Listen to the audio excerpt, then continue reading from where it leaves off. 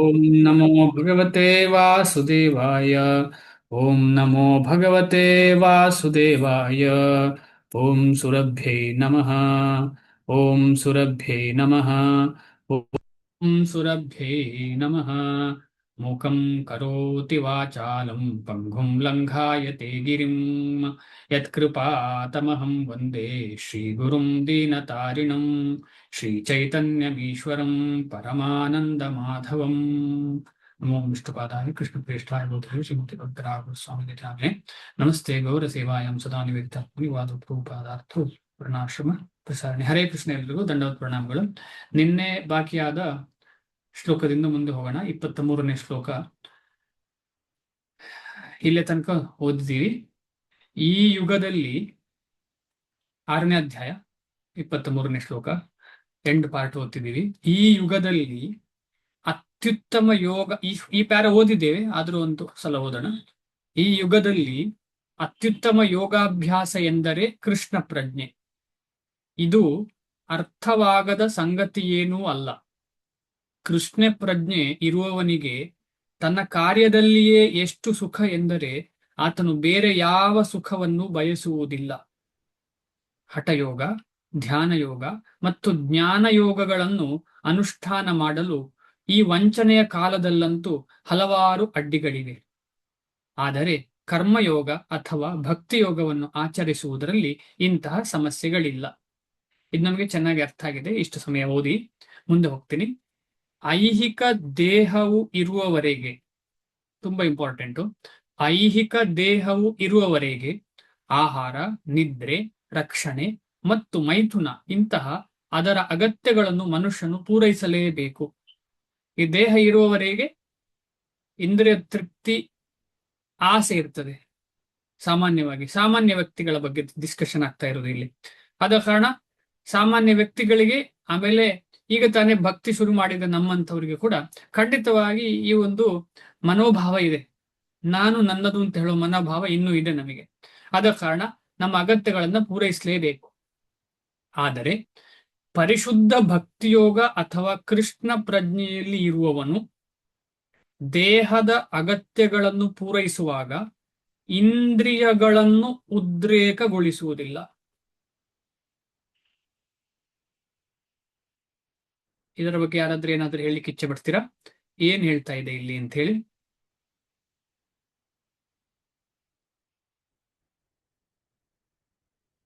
ಆದರೆ ಪರಿಶುದ್ಧ ಭಕ್ತಿಯೋಗ ಅಥವಾ ಕೃಷ್ಣ ಪ್ರಜ್ಞೆಯಲ್ಲಿ ಇರುವವನು ದೇಹದ ಅಗತ್ಯಗಳನ್ನು ಪೂರೈಸುವಾಗ, ಅಗತ್ಯಗಳನ್ನು ಪೂರೈಸಲೇಬೇಕಲ್ಲ, ಪೂರೈಸುವಾಗ ಇದೇ ಡಿಫ್ರೆನ್ಸ್ ಭಕ್ತಿಯೋಗಿಗೆ ಅಥವಾ ಕರ್ಮಿಗೂ ಭಕ್ತಿಯೋಗಿಗೂ ವ್ಯತ್ಯಾಸ. ಇಂದ್ರಿಯಗಳನ್ನು ಉದ್ರೇಕಿಸುವುದಿಲ್ಲ. ಅದೇನು ಅರ್ಥ?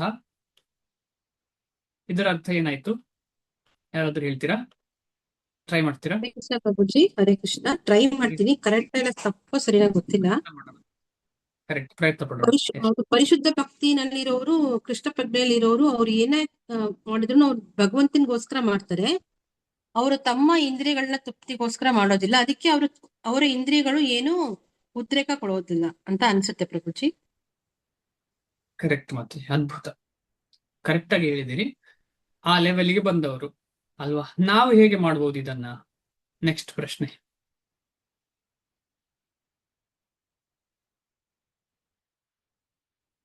ನಾವು ಹೇಗೆ ಇದನ್ನ ಮಾಡ್ಬೋದು? ನಾವೀಗ ಆ ಲೆವೆಲ್ ಅಲ್ಲಿ ಇಲ್ಲಲ್ಲ, ಪರಿಶುದ್ಧ ಭಕ್ತಿಯ ಲೆವೆಲ್ ಅಲ್ಲಿ ಇಲ್ಲ ನಾವು, ಖಂಡಿತವಾಗಿ ಇಲ್ಲ. ಆಮೇಲೆ ಶುದ್ಧವಾದಂತಹ ಕೃಷ್ಣ ಪ್ರಜ್ಞೆಯು ನಮ್ಮ ಜೀವನದಲ್ಲಿ ಕಂಪ್ಲೀಟ್ ಆಗಿ ನಡೀತಾ ಇಲ್ಲ. ಆದ ಕಾರಣ ನಮ್ಗೆ ಎಲ್ಲಿಯೋ ಇಂದ್ರಿಯ ತೃಪ್ತಿಯ ಬಯಕೆ ಇದೆ. ಆಗ ಏನ್ ಮಾಡ್ಬೋದು ನಾವು ಅಂತ ಹೇಳಿ, ಇಂದ್ರಿಯಗಳನ್ನ ಉದ್ರೇಕಗೊಳಿಸದ ರೀತಿಯಲ್ಲಿ ಹೇಗೆ ಜೀವನ ನಡೆಸಬಹುದು, ಹೇಗೆ ನಾವು ಮತ್ತೆ ಮೇಲೆ ಎದ್ದು ಶುದ್ಧ ಭಕ್ತರಾಗ್ಲಿಕ್ಕೆ ಹೋಗ್ಬೋದು ಅಂತ ಹೇಳಿ ಪ್ರಶ್ನೆ. ಖಂಡಿತವಾಗಿ ನಾವು ಮಾಡೋ ಸಾಧನೆ ಮಾಡ್ತಾ ಇರಬೇಕು, ಇದೆಲ್ಲ ಕರೆಕ್ಟ್. ಇದ್ರ ಜೊತೆ ಏನ್ ಅಡಾಪ್ಟ್ ಮಾಡಬೇಕು? ಚೈತನ್ಯ ಮಹಾಪ್ರಭುಗಳು ರಘುನಾಥ ದಾಸರಿಗೆ ಏನು ಹೇಳಿದ್ದಾರೆ? ಚೈತನ್ಯ ಮಹಾಪ್ರಭುಗಳು ರಘುನಾಥ ದಾಸರಿಗೆ ಏನು ಹೇಳಿದ್ದಾರೆ? ಏನು ಇನ್ಸ್ಟ್ರಕ್ಷನ್ ಕೊಟ್ಟಿದ್ದಾರೆ? ಯಾರಾದರೂ ನೆನಪಿದೆಯಾ? ಚೈತನ್ಯ ಮಹಾಪ್ರಭುಗಳು ರಘುನಾಥ ದಾಸರಿಗೆ ಏನು ಇನ್ಸ್ಟ್ರಕ್ಷನ್ ಕೊಟ್ಟಿದ್ದಾರೆ? ಯಾಕಂದ್ರೆ ಅವರು ನನಗೆ ನಿಮ್ಮ ಜೊತೆ ಇರ್ಬೇಕು ಅಂತ ಹೇಳಿ ಬಂದ್ರು. ಅವರಂಥ ಆ ತುಂಬಾ ದುಡ್ಡಿರುವ, ಅಂದ್ರೆ ಅವರ ತಂದೆ ತಾಯಿಯವರಿಗೆ, ಅಂದ್ರೆ ಅವರ ಪೇರೆಂಟ್ಸಿಗೆ ತುಂಬಾ ದುಡ್ಡಿತ್ತು. ಅವರಿಗೆ ದುಡ್ಡಿಗೆ ಕೊರತೆನೇ ಇಲ್ಲ, ಅಷ್ಟು ಅಷ್ಟು ಶ್ರೀಮಂತರಾಗಿದ್ರು, ಅಗರ್ಭ ಶ್ರೀಮಂತರಾಗಿದ್ರು.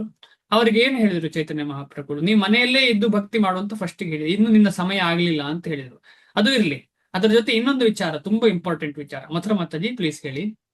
ಹರೇ ಕೃಷ್ಣ. ಏನಂದ್ರೆ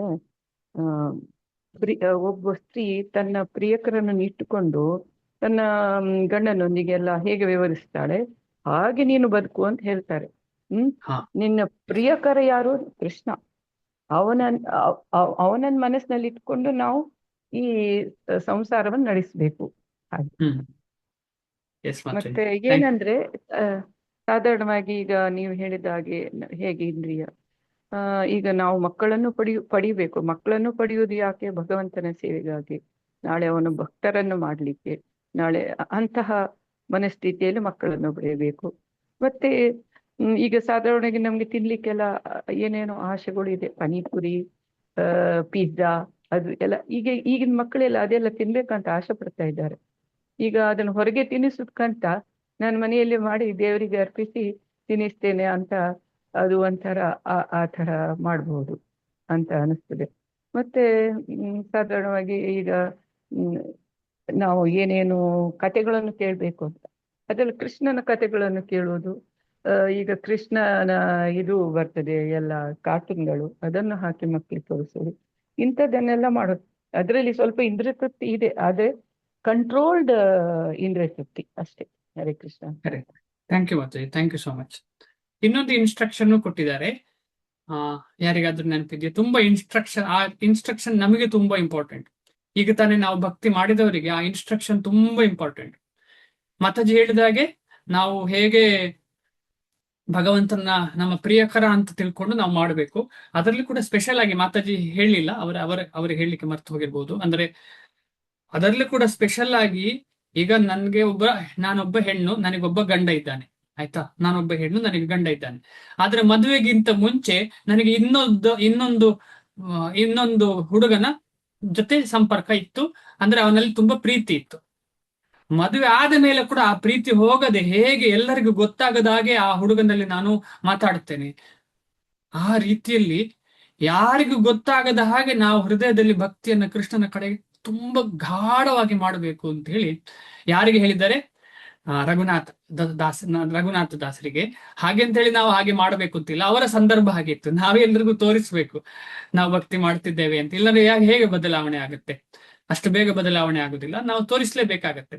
ಆದ್ರೆ ನಂದು ಇನ್ನೊಂದು ಪ್ರಶ್ನೆ ಏನು ಅಂತ ಹೇಳಿದ್ರೆ, ಅವರಿಗೆ ಏನು ಇಂಪಾರ್ಟೆಂಟ್ ಇನ್ಸ್ಟ್ರಕ್ಷನ್ ಅಂತ ಹೇಳಿದ್ರೆ, ಗ್ರಾಮ್ಯ ವಾರ್ತ ನ ಶುನಿಭಾಯ ಅಂತ ಹೇಳ್ತಾರೆ. ಅಂದ್ರೆ ಮಾತಾಜಿ ಹೇಳಿದ ಹಾಗೆ ನಾವು ಕೃಷ್ಣನಿಗೆ ಸಂಬಂಧಪಟ್ಟ ವಿಚಾರವನ್ನ ಕಾರ್ಟೂನ್ ಆಗ್ಲಿ ಕೇಳಬೇಕು ಅಂತ. ಆದ್ರೆ ಇಲ್ಲಿ ಇನ್ಸ್ಟ್ರಕ್ಷನ್ ಏನ್ ಕೊಟ್ಟಿದ್ದಾರೆ ಅಂದ್ರೆ, ಬೇರೆ ಕರ್ಮಿಗಳ ಗ್ರಾಮ್ಯ ವಾರ್ತೆ ಅಂತ ಹೇಳಿದ್ರೆ, ಈಗ ಮೂವಿಯ ಬಗ್ಗೆ ಮಾತಾಡೋದು, ಪ್ರಾಪರ್ಟಿ ಬಗ್ಗೆ ಮಾತಾಡೋದು, ಕೃಷ್ಣನಿಗೆ ಅಗತ್ಯ ಇಲ್ಲದ ವಿಷಯ. ಈಗ ಕೃಷ್ಣನಿಗೆ ಬೇಕಾಗಿ ಪ್ರಾಪರ್ಟಿ ಮಾಡುದು ಓಕೆ, ಕೃಷ್ಣನಿಗೆ ಬೇಕಾಗಿ ಯಾವುದೋ ಒಂದು ಮೂವಿ ಮಾಡಿದ್ರೆ ಓಕೆ, ಅದಲ್ಲ, ಅದರ ಬಗ್ಗೆ ಮಾತಾಡ್ತಿಲ್ಲ.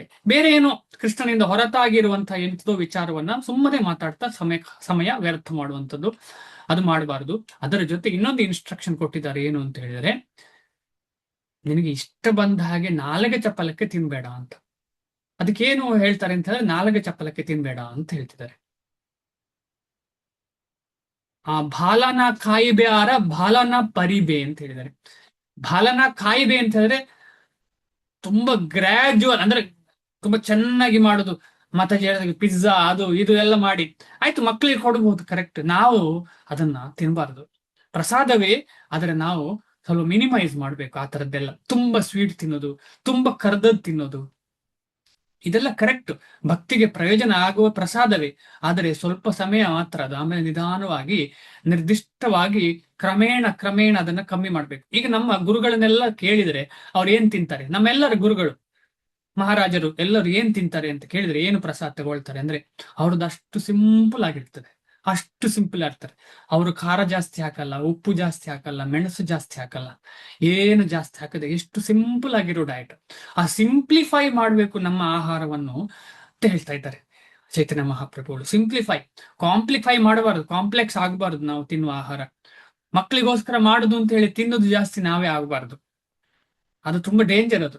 ಆದ ಕಾರಣ ನಾಲಿಗೆ ಕಂಟ್ರೋಲ್ ಮಾಡ್ಲಿಕ್ಕೆ, ಅದು ಸ್ಪೆಸಿಫಿಕಲಿ ಈ ಪುರುಷೋತ್ತಮ ಮಾಸದಲ್ಲಿ ಆದಷ್ಟು ಈ ನಿರ್ದಿಷ್ಟವಾದ ರೀತಿಯಲ್ಲಿ ನಾವು ಕಂಟ್ರೋಲ್ ಮಾಡಬಹುದು. ಉದಾಹರಣೆಗೆ ಈ ತಿಂಗಳು ನಾನು ಸ್ವೀಟ್ ತಿನ್ನುವುದಿಲ್ಲ ಅಂತ ಹೇಳ್ಬೋದು, ಅಥವಾ ಎಣ್ಣೆಯಲ್ಲಿ ಕರೆದು ತಿನ್ನುವುದಿಲ್ಲ ನಾನು ಈ ತಿಂಗಳು ಆ ರೀತಿಯಲ್ಲಿ ಭಗವಂತನ ಸೇವೆ ಮಾಡ್ತೇನೆ ತಿನ್ನದೆ. ಇದೇನಪ್ಪ ತಿನ್ನದೆಯೂ ಸೇವೆ, ತಿಂದ್ರೆ ಮಾತ್ರ ಸೇವೆ ಅನ್ಕೊಂಡಿದ್ದೇನೆ? ಇಲ್ಲ, ತಿನ್ನದೆ ಕೂಡ ಸೇವೆ ಮಾಡ್ಲಿಕ್ಕೆ ಆಗುತ್ತೆ. ಈ ರೀತಿಯಲ್ಲಿ ನಾವು ನಿರ್ದಿಷ್ಟವಾಗಿ ನಮ್ಮ ಇಂದ್ರಿಯಗಳನ್ನ ಕಂಟ್ರೋಲ್ ಮಾಡ್ಲಿಕ್ಕೆ ಪ್ರಯತ್ನ ಪಡ್ಬೋದು ಭಕ್ತಿಯ ಮುಖಾಂತರ. ಸುಮ್ಮನೆ ಬೇಕಾಬಿಟ್ಟಿ ಅಲ್ಲ, ಭಕ್ತಿಯ ಮುಖಾಂತರ ಕಂಟ್ರೋಲ್ ಮಾಡ್ಲಿಕ್ಕೆ. ಈ ರೀತಿಯಲ್ಲಿ ಇಂದ್ರಿಯಗಳು ಉದ್ರೇಕಗೊಳ್ಳುವುದಿಲ್ಲ. ನಮಗೆ ಆಸೆ ಇದ್ದದನ್ನ ಕಂಟ್ರೋಲ್ ಮಾಡ್ಲಿಕ್ಕೆ ಶುರು ಮಾಡಿದರೆ ಸ್ವಲ್ಪ ದಿವಸದಲ್ಲಿ ಕಂಟ್ರೋಲ್ ಆಗುತ್ತೆ. ಅದೇ ರೀತಿಯಲ್ಲಿ ಸಾಧ್ಯ ಆದ್ರೆ ತಣ್ಣೀರು ಸ್ನಾನ ಮಾಡ್ಲಿಕ್ಕೆ 1 ತಿಂಗಳು ನಾನು ತಣ್ಣೀರು ಸ್ನಾನ ಮಾಡ್ತೇನೆ, ಬೆಳಿಗ್ಗೆ ಮಧ್ಯಾಹ್ನ ರಾತ್ರಿ 3 ಹೊತ್ತು ತಣ್ಣೀರೇ ಮಾಡ್ತೇನೆ ಅಂತ ಹೇಳಿ ಯೋಚನೆ ಮಾಡುವಂಥದ್ದು. ಈ ರೀತಿಯಲ್ಲಿ ನಿಧಾನವಾಗಿ ಸ್ವಲ್ಪ ಸ್ವಲ್ಪ ವ್ಯವಸ್ಥೆ. ಈ 1 ತಿಂಗಳು ಮಾಡಿದ್ದು ನ್ಯಾಚುರಲ್ ಆಗಿಬಿಡುತ್ತೆ ಆಮೇಲೆ. ಅದಕ್ಕೋಸ್ಕರ ಈ ಸ್ಪೆಷಲ್ ಮಂತ್ರಗಳು ಬರೋದು ಯಾಕೆ ಅಂತ ಹೇಳಿದ್ರೆ, ನಮ್ಮ ಸ್ಟ್ಯಾಂಡರ್ಡ್ ಹೈ ಆಗಲಿ ಅಂತ, ನಮ್ಮ ಸ್ಟ್ಯಾಂಡರ್ಡ್ ಭಕ್ತಿಯ ಸ್ಟ್ಯಾಂಡರ್ಡ್ ಹೈ ಆಗಲಿ ಅಂತ. ಮೊನ್ನೆ ಹೇಳಿದ್ದೇವೆ ನಾವು, ಸ್ವಲ್ಪ ಜಪ ಮಾಡಿದ ಮೇಲೆ ಮಾತ್ರ ಪ್ರಸಾದ ಸ್ವೀಕಾರ ಮಾಡುದು. ಪ್ರಸಾದದಲ್ಲಿ ಕೂಡ ವೈಢೂರ್ಯ ಇರುವಂತಹ ಪ್ರಸಾದ ಬೇಡ ನಮಗೆ. ಸ್ಪೆಷಲ್ ಅಂತ ಹೇಳಿ, ಸಂಡೇ ಸ್ಪೆಷಲ್ ಅಂತ ಹೇಳಿ ಇರ್ತದೆ, ಆದ್ರೆ ನಾವು ಅದಕ್ಕೆ ಮಿತವಾಗಿ, ಹಿತವಾಗಿ, ಹಿತ ಭುಕ್ ಮಿತ ಭುಕ್ ಋತು ಭುಕ್ ಅಂತ ಹೇಳಿದ್ದಾರೆ. ಯಾಕಂತ ಹೇಳಿದ್ರೆ ಯುಕ್ತ ಆಹಾರ ಅಂದ್ರೆ ಅದೇ, ಹಿತವಾಗಿರ್ಬೇಕು, ಮಿತವಾಗಿರ್ಬೇಕು, ಋತುವಿಗೆ ಅನುಗುಣವಾಗಿರ್ಬೇಕು ಅಂತ ಆಯುರ್ವೇದ ಶಾಸ್ತ್ರ ಹೇಳ್ತದೆ. ಈ ರೀತಿಯಲ್ಲಿ ನಾವು ಆಹಾರವನ್ನ ಮತ್ತೆ ಮಾತನ್ನ ಕಂಟ್ರೋಲ್ ಮಾಡಿದ್ರೆ ನಮಗೆ ಭಕ್ತಿ ಯೋಗದಲ್ಲಿ ಜಾಸ್ತಿ ಬೇಗ ಮುಂದೆ ಹೋಗ್ಲಿಕ್ಕೆ ಆಗ್ತದೆ. ಇಲ್ಲಾಂದ್ರೆ ನಾವು ಭಕ್ತರಾಗಿರ್ತೇವೆ, ಭಕ್ತರಾದ ಕೂಡಲೇ ದೀಕ್ಷೆ ಸಿಕ್ಕಿದೆ ಅಂತ ಹೇಳಿದ ಕೂಡಲೇ ನಾವು ಶುದ್ಧ ಭಕ್ತಿ ಮಾಡ್ತಿದ್ದೇವೆ ಅಂತ ಹೇಳಿಕ್ಕೆ ಆಗುದಿಲ್ಲ. ಯಾಕೆಂತ ಹೇಳಿದ್ರೆ, ಜಪ ಮಾಡುವ ಮೊದಲನೇ ದಿವಸ ಜಪ ಮಾಡುವವನಿಗೆ ಸಂಪೂರ್ಣ ಭಗವಂತನಲ್ಲಿ ಶರಣ ಆದ್ರೆ ಅವನಿಗೆ ದೀಕ್ಷೆ ಸಿಗೋಕ್ಕಿಂತ ಮುಂಚೆಯೇ ಹರಿನಾಮದಲ್ಲಿ ಆಸಕ್ತಿ ಬೆಳಿಬಹುದು. ಕೆಲವು ನನ್ನಂತವರಿಗೆ ದೀಕ್ಷೆ ಸಿಕ್ಕಿ ಎಷ್ಟು ವರ್ಷ ಆದ್ರೂ ಕೂಡ ಹರಿನಾಮದಲ್ಲಿ ಟೇಸ್ಟೇ ಇಲ್ಲ. ಆದ ಕಾರಣ ಇದು ಕಂಪ್ಯಾರಿಸನ್ ಸಬ್ಜೆಕ್ಟೇ ಅಲ್ಲ, ಇದು ಸಬ್ಜೆಕ್ಟ್ ಆಫ್ ಸರೆಂಡರ್. ಎಷ್ಟು ಶ್ರದ್ಧೆ ಇದೆ, ಎಷ್ಟು ಸರೆಂಡರ್ ಆಗಿದ್ದಾನೆ ಅಂತ ಹೇಳುದು ತುಂಬಾ ಇಂಪಾರ್ಟೆಂಟ್. ಆದ ಕಾರಣ ಇದನ್ನ ನಾವು ಅರ್ಥ ಮಾಡ್ಕೊಂಡು ಮುಂದೆ ಹೋಗೋಣ. ಪಾಲಿಗೆ ಬಂದದ್ದು ಪಂಚಾಮೃತವೆಂದು ಆತನು ಬದುಕಿನ ಕನಿಷ್ಠ ಅಗತ್ಯಗಳನ್ನು ಸ್ವೀಕರಿಸುತ್ತಾನೆ. ಕನಿಷ್ಠ ಬೇಕಾಬಿಟ್ಟು ನಾವು ಚಂದ ಹೊಸ ಡ್ರೆಸ್ ಮಾರ್ಕೆಟ್ ಅಲ್ಲಿ ಬಂದದ್ದೆಲ್ಲ ನಂಗೆ ಬೇಕು ಅಂತ ಹೇಳೋ ಮನೋಭಾವನೆ ಭಕ್ತನದ್ದಲ್ಲ. ಇದು ಸಾಕು, ಇದು ಹರಿಯುವ ತನಕ ನಾನು ಇದನ್ನೇ ಉಪಯೋಗಿಸ್ತೇನೆ ಅಂತ ಹೇಳುದು ಬದುಕಿನ ಅಂದ್ರೆ ಆ ರೀತಿಯ ಚಿಂತನೆ ಭಗವಂತನ ಭಕ್ತರದ್ದು. ಆದ್ರೆ ಭಗವಂತನಿಗೋಸ್ಕರ ಎಷ್ಟು ಬೇಕಿದ್ರು ಖರ್ಚು ಮಾಡ್ತೇನೆ, ನನಗೋಸ್ಕರ ಎಷ್ಟು ಸಿಂಪ್ಲಿಫೈ ಮಾಡ್ಲಿಕ್ಕೆ ಆಗತ್ತೆ ಅಷ್ಟು ಸಿಂಪ್ಲಿಫೈ ಮಾಡ್ತೇನೆ ಅಂತ ಚಿಂತನೆ. ಆದ್ರೆ ನಾನು ಆ ಸ್ಥಿತಿಯಲ್ಲಿ ಇಲ್ಲ, ಹೆಚ್ಚಿನವರು ಇರ್ಲಿಕ್ಕಿಲ್ಲ, ಆದ್ರೆ ಕೆಲವರು ಇರಬಹುದು ಇಲ್ಲಿರುವವರು. ಅದ ಕಾರಣ ಈ ಒಂದು ಪಾಠವನ್ನ ನಾನು ಫಸ್ಟಿಗೆ ನಮಗೆಲ್ರಿಗೂ ಮಾಡಬೇಕು. ನಾವು ಈ ಪಾಠವನ್ನ ಅನುಸರಿಸಲಿಕ್ಕೆ ಪ್ರಯತ್ನ ಪಡಬೇಕು. ಕೃಷ್ಣ ಪ್ರಜ್ಞೆಯಲ್ಲಿ ಅಲೌಕಿಕ ಆನಂದವನ್ನು ಅನುಭವಿಸುತ್ತಾನೆ. ಯಾವಾಗ ನಾವು ಮಿನಿಮೈಸ್ ಮಾಡ್ತೇವೆ, ವಾಂಟಿಂಗ್ಸ್ ಅನ್ನ ಮಿನಿಮೈಸ್ ಮಾಡ್ತೇವೆ, ಆಗ ನಮಗೊಂದು ಬೇರೆ ರೀತಿಯ ಆನಂದ ಆಗ್ಲಿಕ್ಕೆ ಶುರು ಆಗ್ತದೆ. ಇನ್ನೂ ಬೇಕು ಅಂತ ಹೇಳುವವರಿಗೆ ಒಂದು ಸ್ಯಾಟಿಸ್ಫ್ಯಾಕ್ಷನ್ ಇರುವುದಿಲ್ಲ.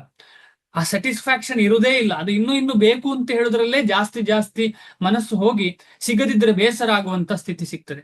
ಇಲ್ಲಿ ಸಂಪೂರ್ಣವಾಗಿ ನೆಮ್ಮದಿ ಇರ್ತದೆ ಈ ವಿಷಯದಲ್ಲಿ, ಯಾವಾಗ ನನಗೆ ಇದ್ದದ್ರಲ್ಲಿ ನೆಮ್ಮದಿದೆ ಅಂತ ಹೇಳಿ. ಅದಕ್ಕೋಸ್ಕರ ಪಾತಂಜಲ ಯೋಗ ಸೂತ್ರದಲ್ಲಿ ಹೇಳಿದರೆ, ಸಂತೋಷಾತ್ ಅನುತ್ತಮಃ ಸುಖ ಲಾಭ. ಈಗ ಭೌತಿಕವಾಗಿ ನಮ್ಗೆ ಸುಖ ಯಾವಾಗ ಸಿಗ್ತದೆ ಅಂತ ಹೇಳಿದ್ರೆ, ಇದ್ದದ್ರಲ್ಲಿ ತೃಪ್ತಿ ಪಡಲಿಕ್ಕೆ ಕಲಿಯುವಾಗ. ಸಂತೋಷ ಇರುವುದು ಅಂದ್ರೆ ಏನು? ಇದ್ದದಲ್ಲಿ ನಮ್ಮ ಕಾಲೆಷ್ಟಿದೆ ಅಷ್ಟೇ ನಮ್ಮ ಹಾಸಿಗೆ ಎಷ್ಟಿದೆ ಅಷ್ಟೇ ನಮ್ಮ ಕಾಲು ಚಾಚುವಂಥದ್ದು. ಹಾಸಿಗೆ ಅಂತ ಜಾಸ್ತಿ ಚಾಚಲಿಕ್ಕೆ ಪ್ರಯತ್ನ ಪಡಬಾರದು. ಅದೊಂದು ಗಾದೆ. ಯಾಕೆ ಹಾಗೆ ಗಾದೆ ಅಂತ ಹೇಳಿದ್ರೆ, ನಮಗೆ ಎಷ್ಟಿದೆ ಅಷ್ಟೇ ಖರ್ಚು ಮಾಡೋದು, ನಮಗೆ ಎಷ್ಟಿದೆ ಅಷ್ಟೇ ಜೀವನ ನಡೆಸುವಂಥದ್ದು. ಹೆಚ್ಚು ಬೇಕು ಅಂತ ಆಸೆ ಮಾಡದೇ ಇರುವುದಕ್ಕೆ ಸಂತೋಷ. ಇಂತಹ ಸಂತೋಷವನ್ನ ಪರಿಪಾಲನೆ ಮಾಡಿದ್ರೆ ಏನಾಗ್ತದೆ? ಉತ್ತಮ ಲಾಭ. ಏನ್ ಲಾಭ? ಮನಸ್ಸು ನೆಮ್ಮದಿಯಿಂದ ಇರ್ತದೆ. ಆ ನೆಮ್ಮದಿ ತುಂಬಾ ಇಂಪಾರ್ಟೆಂಟು ಭಕ್ತಿಯಲ್ಲಿ ಮುಂದೆ ಹೋಗ್ಲಿಕ್ಕೆ. ಆಸೆ ಅಂತ ಹೇಳಿದ್ರೆ ಭಕ್ತಿಯಲ್ಲಿ ಮುಂದೆ ಹೋಗ್ಲಿಕ್ಕೆ, ಭಕ್ತಿ ಕೃಷ್ಣನ ಕಡೆ ಆಸೆ ಹೋಗುದಿಲ್ಲ, ಬೇರೆ ಕಡೆ ಆಸೆ ಹೋಗ್ತದೆ. ಕೃಷ್ಣ ಪ್ರಜ್ಞೆಯಲ್ಲಿ ಅಲೌಕಿಕ ಆನಂದವನ್ನು ಅನುಭವಿಸ್ತಾನೆ. ಅಪಘಾತಗಳು, ರೋಗ, ಕೊರತೆ, ಬಹು ಹತ್ತಿರದ ಬಂಧುವಿನ ಸಾವು ಮುಂತಾದ ಹೊರ ಜಗತ್ತಿನ ಆಗು ಹೋಗುಗಳಿಗೆ ಆತನು ಲಕ್ಷ್ಯವನ್ನೇ ಕೊಡುವುದಿಲ್ಲ.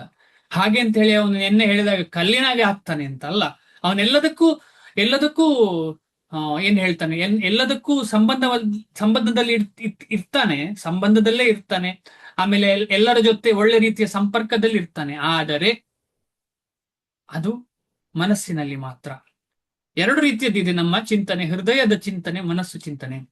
ಮನಸ್ಸಿನ ಜೊತೆ ಸಂಬಂಧ ಇರ್ತದೆ ಅಲ್ಲಿ, ಮನಸ್ಸಿನ ಸಂಬಂಧ ಬೇರೆಯವರ ಜೊತೆ ಇರ್ತದೆ, ಹೃದಯ ಸಂಬಂಧ ಒಬ್ಬರ ಜೊತೆ ಇರ್ತದೆ, ಅದು ಕೃಷ್ಣ ಮತ್ತು ಕೃಷ್ಣನಿಗೆ ಸಂಬಂಧಪಟ್ಟವರ ಜೊತೆ ಆ ಹೃದಯದ ಸಂಬಂಧ, ಅದು ಪರ್ಮನೆಂಟ್ ಸಂಬಂಧ. ಈ ಮನಸ್ಸಿನಲ್ಲಿರುವ ಸಂಬಂಧವನ್ನು ಬಿಡ್ತೇವೆ ನಾವು, ಅಗತ್ಯ ಇಲ್ಲ. ಅದು ಪದ್ಮಪತ್ರ ವಿವಾಂಬಸ ಅಂತ ಹೇಳಿ ಕಳೆದ ಕ್ಲಾಸಲ್ಲಿ ಕೂಡ ನಾವು ಚರ್ಚೆ ಮಾಡಿದ್ದೇವೆ. ಹೇಗೆ ಪದ್ಮದ ಎಲೆಯಲ್ಲಿ, ಹೂವಿನ ಎಲೆಯಲ್ಲಿ, ತಾವರೆ ಎಲೆಯಲ್ಲಿ ಹೇಗೆ ನೀರು ಕೆಳಗೆ ಬೀಳುವಾಗ ನೀರಿತ್ತು ಅಂತಲೇ ಗೊತ್ತಾಗುದಿಲ್ಲ, ಅದೇ ರೀತಿಯಲ್ಲಿ ನಮ್ಮ ಈ ಸಂಬಂಧದಿಂದ ಆಗುವಂತ ಎಲ್ಲ ತೊಡಕುಗಳು ನಮಗೆ ಅದು ಇಂಪ್ರೆಷನ್ ಆಗುದಿಲ್ಲ, ಅಂದ್ರೆ ವೃತ್ತಿ ಆಗುದಿಲ್ಲ, ಚಿತ್ತದಲ್ಲಿ ಒಂದು ವೃತ್ತಿ ಆಗುದಿಲ್ಲ. ಯಾಕೆಂದ್ರೆ ಚಿತ್ತದಲ್ಲಿ ಸಂಪೂರ್ಣವಾಗಿ ಕೃಷ್ಣನೇ ಇರ್ತಾನೆ. ಬೇರೆ ಎಲ್ಲ ಡ್ಯೂಟಿ ಆಗಿರ್ತದೆ ನಮಗೆ, ಬೇರೆಲ್ಲ ಅದನ್ನೆಲ್ಲ ಮಾಡೋದು ಡ್ಯೂಟಿ ಆಗಿರ್ತದೆ. ಇದು ಟೆಕ್ನಿಕಲಿ ನಮಗೆ ಅರ್ಥ ಆಗ್ಲಿಕ್ಕೆ ಸುಲಭ, ಅಂದ್ರೆ ನಮಗೆ ಈ ಜ್ಞಾನ ಅರ್ಥ ಆಗ್ಲಿಕ್ಕೆ ಸುಲಭ. ಆದ್ರೆ ಪ್ರಾಕ್ಟಿಕಲಿ ಮಾಡೋದು ಹೇಗೆ ಅಂತ ಹೇಳಿ ತುಂಬಾ ಇಂಪಾರ್ಟೆಂಟ್. ಆ ಪ್ರಾಕ್ಟಿಕಲ್ ಮಾಡೋದು ಹೇಗೆ ಅಂತ ಹೇಳಿದ್ರೆ ನೆಕ್ಸ್ಟ್ ಶ್ಲೋಕದಲ್ಲಿ ಹೇಳ್ತಾರೆ, ಕ್ರಮವಾಗಿ ಮುಂದೆ ಹೋಗ್ಬೇಕು ಅಂತ ಹೇಳಿ. ಒಂದೇ ದಿವಸದಲ್ಲಿ ಇದು ಆಗುತ್ತದೆ ಅಂತ ಹೇಳಿಕ್ಕೆ ಆಗುದಿಲ್ಲ, ಅದು ಮಕ್ಕಳಾಟಿಕೆ ಅಷ್ಟೇ.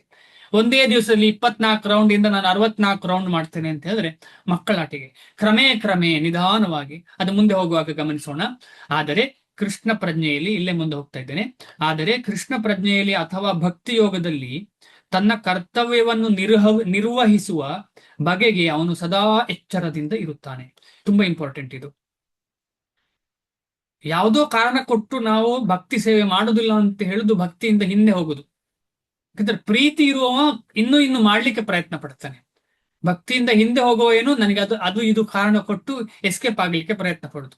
ಯಾರಿಗೋ ತೋರಿಕೆಗೆ ಭಕ್ತಿ ಮಾಡುದು, ನಾನು ಭಕ್ತ ಅಂತ ಬೇರೆಯವರಿಗೆ ತೋರಿಸ್ಕೊಳ್ಳಿಕ್ಕೆ ಭಕ್ತಿ, ಆ ಸೇವೆ ಮಾಡ್ತೇನೆ ಅಂತ ಹೇಳಿ ತೋರಿಸ್ಕೊಳ್ಳಿಕ್ಕೆ ಸೇವೆ. ಇದು ಹೆಚ್ಚು ದಿವಸ ನಡೆಯುವುದಿಲ್ಲ. ಹೆಚ್ಚು ದಿವಸ ನಡೆಯುವುದು ಯಾವಾಗ ನಿಜವಾಗಿ ನಮಗೆ ಭಗವಂತನ ಕಡೆಗೆ ಅಥವಾ ಭಗವಂತನಲ್ಲಿ ಶ್ರದ್ಧೆ ಬರುವಾಗ. ಆ ಶ್ರದ್ಧೆ ಹೇಗೆ ಬರ್ತದೆ ಅಂತ ಹೇಳಿದ್ರೆ ಆಚಾರ್ಯ ಉಪಾಸನೆಯಿಂದ. ಆಚಾರ್ಯ ಅಂತ ಹೇಳಿದ್ರೆ ನಮ್ಮ ಗುರುವರ್ಗದವರನ್ನ ಅನುಸರಿಸಿ ಅವರ ಸೇವೆ ಮಾಡೋದ್ರಿಂದ ನಮಗೆ ಭಗವಂತನಲ್ಲಿ ಭಕ್ತಿ ಚೆನ್ನಾಗಿ ಮೂಡುತ್ತದೆ. ಆದ ಕಾರಣ ಪ್ರತಿಯೊಂದು ಭಕ್ತಿ ಸೇವೆಯನ್ನು ನಾವು ಎಸ್ಕೇಪ್ ಆಗಬಾರದು, ಅದರಿಂದ ನಾವು ಹೊರಗೆ ಬರಬಾರದು. ಆಕಸ್ಮಿಕಗಳು ಅವನ ಮನಸ್ಸನ್ನು ತನ್ನ ಕರ್ತವ್ಯದಿಂದ ಬೇರೆಡೆಗೆ ತಿರುಗಲಿಸಲಾರದು. ಅಂದ್ರೆ ಭಗವಂತನ ಸೇವೆ ಮಾಡುವುದೇ ನಿಜವಾದ ಕರ್ತವ್ಯ, ಅದೇ ನಿಜವಾದ ಧರ್ಮ. ಆ ಧರ್ಮವನ್ನ ಯಾರು ಕಿತ್ತೆಗೆಸಲಿಕ್ಕೆ ಸಾಧ್ಯ ಇಲ್ಲ, ಯಾರಿಂದಲೂ ಸಾಧ್ಯ ಇಲ್ಲ. ಪ್ರಹ್ಲಾದ ಮಹಾರಾಜರಾಗಲಿ, ಈ ರೀತಿಯಲ್ಲಿ ಎಷ್ಟೋ ಉದಾಹರಣೆಗಳಿವೆ. ಅವರು ಭಕ್ತಿಯಿಂದ ಒಂದಿಂಚು ಆ ಕಡೆ ಈ ಕಡೆ ಹೋಗುದಿಲ್ಲ, ಒಂದಿಂಚು. ನಾರದ ಮುನಿಗಳು, ಎಷ್ಟೋ ಆಚಾರ್ಯರು, ಆ ರೀತಿಯಲ್ಲಿ ಶ್ರೀಲ ಪ್ರಭುಪಾದರು ಕೂಡ. ಆ ರೀತಿಯಲ್ಲಿ ನಾವು ಕೂಡ ನಿಧಾನವಾಗಿ ನಮ್ಮ ಜೀವನದ ಮುಖ್ಯ ಅಂಗ ಭಕ್ತಿ ಆಗುವ ಹಾಗೆ ಜೀವನ ಮಾಡಲಿಕ್ಕೆ ಪ್ರಯತ್ನ ಪಡೋಣ. ಭಗವದ್ಗೀತೆಯಲ್ಲಿ 2.14 ಹೇಳಿರುವಂತೆ ಆಗಮಾಪಾಯಿನೋ ನಿತ್ಯ ತಾಂ ಸ್ಥಿತಿಕ್ಷಸ್ವ ಭಾರತ ಮಾತ್ರ ಸ್ಪರ್ಶಾಸ್ತು ಕೌಂತೆಯ ಶೀತೋಷ್ಣ ಸುಖ ದುಃಖದ ಆಗಮ ಅಪಾಯಿನೋ ನಿತ್ಯ ತಾಂ ತಿತಿಕ್ಷಸ್ವ ಭಾರತ. ಸುಖ ದುಃಖ ಇಂಥದೆಲ್ಲ ವ್ಯತ್ಯಾಸಗಳಿದೆಯಲ್ಲ, ಅದು ಬಂದು ಹೋಗುವಂಥದ್ದು, ಅದು ಯಾವುದು ಪರ್ಮನೆಂಟ್ ಅಲ್ಲ ಅಂತ ಈ ಶ್ಲೋಕದಲ್ಲಿ ಹೇಳಿದೆ. ಇಂತಹ ಪ್ರಾಸಂಗಿಕ ಆಗು ಹೋಗುಗಳನ್ನು ಭಕ್ತ ಸಹಿಸಿಕೊಳ್ಳುತ್ತಾನೆ, ಯೋಗಿ ಸಹಿಸಿಕೊಳ್ಳುತ್ತಾನೆ. ಯಾರು? ಅವನು ಅಂದ್ರೆ ಭಕ್ತ. ಏಕೆಂದರೆ ಇವೆಲ್ಲ ಬರುತ್ತವೆ ಹೋಗುತ್ತವೆ, ಆದರೆ ತನ್ನ ಕರ್ತವ್ಯಗಳ ಮೇಲೆ ಪ್ರಭಾವ ಬೀರುವುದಿಲ್ಲ. ಈ ಶ್ಲೋಕದ ಬಗ್ಗೆ ನಾವು ತುಂಬಾ ಚರ್ಚೆ ಮಾಡಿದ್ದೇವೆ. ಶ್ರೀಲ ಪ್ರಭುಪಾದರು ಹೇಳ್ತಾರೆ, ಮಾತೆ ಅಡಿಗೆ ಮಾಡ್ತಾಳೆ, ಬೇಸಿಗೆಗಾಲ ಅಂತ ಹೇಳಿ ಅಡಿಗೆ ಮಾಡದೆ ಕೂತ್ಕೊಳ್ಳುವುದಿಲ್ಲ. ಈ ರೀತಿಯಲ್ಲಿ ನಾವು ಚರ್ಚೆ ಮಾಡಿದ್ದೇವೆ. ಅಡಿಗೆ ಮಾಡ್ತಾಳೆ, ಅವಳು ಟೆನ್ಷನ್ ತಗೊಳ್ಳೋದಿಲ್ಲ ಅದನ್ನು ಮಾತೆ. ಅದೇ ರೀತಿಯಲ್ಲಿ ನಾವೆಲ್ಲ ಇದನ್ನ ಅರ್ಥ ಮಾಡ್ಕೊಳ್ಬಹುದು. ನಮ್ಮ ಜೀವನದಲ್ಲಿ ಆಗು ಹೋಗುಗಳು ನಡೀತಾ ಇರ್ತದೆ. ಸುಮ್ಮನೆ ಕೂತ್ರೆ ಕೂಡ ಏನೋ ಒಂದು ಆಗ್ತದೆ ನಮ್ಮಲ್ಲಿ. ಅದು ನಾವು ಕಂಟ್ರೋಲ್ ಮಾಡ್ಲಿಕ್ಕೆ ಸಾಧ್ಯ ಇಲ್ಲ. ನಾವು ಕಂಟ್ರೋಲ್ ಮಾಡ್ಲಿಕ್ಕೆ ಸಾಧ್ಯ ಇಲ್ಲದನ್ನ ನಾವು ಚಿಂತಿಸಿ ಏನು ಫಲ? ನಮ್ಮ ಕಂಟ್ರೋಲ್ ಅಲ್ಲೇ ಇಲ್ಲದನ್ನ ನಾವು ಚಿಂತೆ ಮಾಡಿ ಏನು ಫಲ? ಯಾಕೆಂತ ಹೇಳಿದ್ರೆ ನಮಗೆಲ್ಲ ಸ್ಟ್ರೆಸ್ ಆಗೋದು ಯಾವಾಗ ಅಂತ ಹೇಳಿದ್ರೆ, ನಮ್ಮ ಕಂಟ್ರೋಲ್ ಅಲ್ಲಿ ಇಲ್ಲದನ್ನ ಕಂಟ್ರೋಲ್ ಮಾಡ್ಲಿಕ್ಕೆ ಪ್ರಯತ್ನ. ನಮ್ಮ ಕಂಟ್ರೋಲ್ ಅಲ್ಲಿ ಇಲ್ಲದನ್ನ ಕಂಟ್ರೋಲ್ ಮಾಡ್ಲಿಕ್ಕೆ ಪ್ರಯತ್ನ, ಅದೇ ಭಗವಂತನಿಂದ ವಿಮುಖವಾದಂತ ಲಕ್ಷಣ. ಭಗವಂತನಿಂದ ವಿಮುಖ. ಇದೇ ಪ್ರಕೃತಿಯನ್ನ ನಾವು ಧಾರ್ಯತೆಯ ಜಗತ್ತು ಅಂತ ಹೇಳ್ತಾರಲ್ಲ, ಪ್ರಕೃತಿಯನ್ನೇ ನಾವು ಕಂಟ್ರೋಲ್ ಮಾಡ್ಲಿಕ್ಕೆ ಪ್ರಯತ್ನ ಪಡ್ತೇವೆ. ಪ್ರಕೃತಿಯನ್ನೇ ಕಂಟ್ರೋಲ್ ಮಾಡ್ಲಿಕ್ಕೆ ಪ್ರಯತ್ನ ಪಡ್ತೇವೆ, ಆಮೇಲೆ ಬೇರೆ ವ್ಯಕ್ತಿಗಳನ್ನು ಕಂಟ್ರೋಲ್ ಮಾಡ್ಲಿಕ್ಕೆ ಆಗ್ತೇವೆ ಎಲ್ಲವನ್ನ. ಆದ್ರೆ ಅದು ನಾವು ಕಂಟ್ರೋಲ್ ಮಾಡ್ಲಿಕ್ಕೆ ನಮ್ಗೆ ಸಾಧ್ಯವೇ ಇಲ್ಲ. ಆಮೇಲೆ ಆ ಕಂಟ್ರೋಲ್ ಮಾಡೋದು ಮಾತ್ರ ಅಲ್ಲ, ಕಂಟ್ರೋಲ್ ಮಾಡೋದ್ರ ಜೊತೆ ಎಕ್ಸ್ಪೆಕ್ಟ್ ಮಾಡ್ಲಿಕ್ಕೆ ಶುರು ಮಾಡ್ತೇವೆ. ಉದಾಹರಣೆ ಕೃಷಿಯಲ್ಲಿ ನೋಡುವ ನಾವು. ಕೃಷಿ ಏನೋ ಒಂದು ಭತ್ತ ಹಾಕಿದ್ದೇವೆ, ಆಮೇಲೆ ನಾವು ಈ ವರ್ಷ ಈ 1 ಎಕರೆ ಭೂಮಿಯಲ್ಲಿ 1 ಟನ್, ಉದಾಹರಣೆ ಅಷ್ಟೇ, 1 ಟನ್ ಸಿಗ್ತದೆ, 100 ಕೆಜಿ ಅಕ್ಕಿ ಸಿಗ್ತದೆ ಅಂತ ಹೇಳಿ ಎಕ್ಸ್ಪೆಕ್ಟೇಷನ್. ಮಳೆ ಬರುದಿಲ್ಲ, ಬೆಳೆ ನಾಶ ಆಗಿ 2 ಕೆಜಿಯೋ 5 ಕೆಜಿಯೋ 20 ಕೆಜಿಯೋ 30 ಕೆಜಿಯೋ ಸಿಕ್ಕಿತ್ತು ಅಷ್ಟೇ. ಏನಾಗತ್ತೆ ಆಗ? ಬೇಸರ ಆಗತ್ತೆ, ಬೇಸರ ತುಂಬಾ. ಇಲ್ಲ, ಬದಲಾಗಿ ಹೀಗೆ ಚಿಂತನೆ ಮಾಡಿದ್ರೆ ಏನಾಗುತ್ತೆ, ಇಷ್ಟ ಹಾಕಿದೀನಿ ನಾನು, ಕೃಷ್ಣನ ಕೃಪೆ ಏನು ಅಂತ ಗೊತ್ತಿಲ್ಲ, ಅವನ ಇಚ್ಛೆ ಹಾಗೆ ನಡೀಲಿ ಅಂತ ಹೇಳಿ ಒಳ್ಳೆ ಸೇವೆ ಮಾಡೋದು. ಸಿಕ್ಕಿದ್ರೆ ಖುಷಿ, ಸಿಕ್ಕಿಲ್ಲ ಅಂದ್ರೂ ತೊಂದರೆ ಇಲ್ಲ, ಯಾಕೆಂದ್ರೆ ಭಗವಂತನ ಇಚ್ಛೆ ಅದು. ಈ ರೀತಿಯಲ್ಲಿ ಡಿಸ್ಟರ್ಬ್ ಆಗದೆ ರೀತಿಯಲ್ಲಿ ಆಗತ್ತೆ. ಆದ ಕಾರಣ ನಮ್ಮ ಜೀವನದಲ್ಲಿ ಎಷ್ಟೋ ವಿಚಾರಗಳು ಕಂಟ್ರೋಲ್ ಅಲ್ಲೇ ಇಲ್ಲ, ಆದ್ರೆ ನಾವು ಕಂಟ್ರೋಲ್ ಮಾಡ್ಲಿಕ್ಕೆ ಪ್ರಯತ್ನ ಪಡ್ತಿದ್ದೇವೆ, ಅದರಿಂದ ನಮಗೆ ಸ್ಟ್ರೆಸ್ ಆಗ್ತಾ ಇದೆ. ಆ ಕಾರಣ ಈ ಶ್ಲೋಕವನ್ನ ಚೆನ್ನಾಗಿ ಅರ್ಥ ಮಾಡ್ಕೊಂಡು ನಾವು ಆಗಮಾಪಾಯಿನೋ ನಿತ್ಯ ತಾಂ ತಿತಿಕ್ಷಸ್ವ ಭಾರತ, ತಿತಿಕ್ಷಸ್ವ ಅಂತ ಹೇಳಿದ್ರೆ ಸಹಿಸಬೇಕು ಅಂತ ಹೇಳಿ ಅರ್ಜುನನಿಗೆ ಭಗವಂತ ಹೇಳ್ತಿದ್ದಾರೆ. ಆದರೆ ತನ್ನ ಕರ್ತವ್ಯಗಳ ಮೇಲೆ ಪ್ರಭಾವ ಬೀರುವುದಿಲ್ಲ ಎಂದು ಅವನಿಗೆ ಗೊತ್ತು. ಯಾವುದು? ಈ ಎಲ್ಲ ಮೇಲೆ ಕೆಳಗೆ ಆಗುವಂತ ಜೀವನದ ಏರುಪೇರುಗಳು ತನ್ನ ಭಕ್ತಿ ಸೇವೆಯಲ್ಲಿ ತೊಂದರೆ ಆಗ್ಬಾರ್ದು. ನಿಜವಾದ ಭಕ್ತಿ ಸೇವೆಯಲ್ಲಿ ಏನು ತೊಂದರೆ ಆಗ್ಬಾರ್ದು. ಮನೆಯಲ್ಲಿ ಯಾರೇ ಏನೇ ಆಗಿರ್ಲಿ, ಸೇವೆ ಮಾಡೋದು ಬಿಡ್ಲೇಬಾರದು. ಯಾವುದು ಮುಖ್ಯ ಸೇವೆ? ಜಪ ಮಾಡೋದು ಬಿಡ್ಲೇಬಾರದು, ಭಗವಂತನ ಆರತಿ ಮಾಡೋದು, ಈ ರೀತಿಯಲ್ಲಿ ತುಂಬಾ ಸೇವೆಗಳು ನಾವು ಮಾಡ್ತೇವೆ, ಯಾವುದು ನಾವು ನಿಲ್ಲಿಸಬಾರದು. ಈ ರೀತಿಯಲ್ಲಿ ಆತನು ಯೋಗ ಅಭ್ಯಾಸದಲ್ಲಿ ಅತ್ಯುನ್ನತ ಪರಿಪೂರ್ಣತೆಯನ್ನು ಸಾಧಿಸುತ್ತಾನೆ. ಸಮಾಧಿ ಅಂದ್ರೆ ಏನು? ಒಂದು ಪ್ರಶ್ನೆ, ಆಮೇಲೆ ಇದಕ್ಕೆ ಹೋಗೋಣ. ನಿನ್ನೆ ಕ್ಲಾಸಿನ ಪ್ರಶ್ನೆ, ಸಮಾಧಿ ಅಂದ್ರೆ ಏನು? ಅಷ್ಟಾಂಗ ಯೋಗದ ಸಮಾಧಿ ಅಂದ್ರೆ ಏನು? ಸಮಾಧಿಯ ಫಲ ಏನು? ಯಾರಾದ್ರೂ ಹೇಳ್ತೀರಾ? ಅಷ್ಟಾಂಗ ಯೋಗದ ಸಮಾಧಿ ಅಂದ್ರೆ ಏನು? ಸಮಾಧಿಯ ಫಲ ಏನು? ಭಕ್ತಿ ಯೋಗದ್ದು ಕೇಳ್ತಾ ಇಲ್ಲ. ಅಷ್ಟಾಂಗ ಯೋಗದ ಸಮಾಧಿ ಅಂದರೆ ಏನು? ಸಮಾಧಿಯ ಫಲ ಅಂದ್ರೆ ಏನ್ ಎಕ್ಸ್ಪೆಕ್ಟ್ ಮಾಡಬಹುದು ಸಮಾಧಿಯಲ್ಲಿ? ಸಮಾಧಿ ಆದ್ರೆ ಏನ್ ಎಕ್ಸ್ಪೆಕ್ಟೇಷನ್?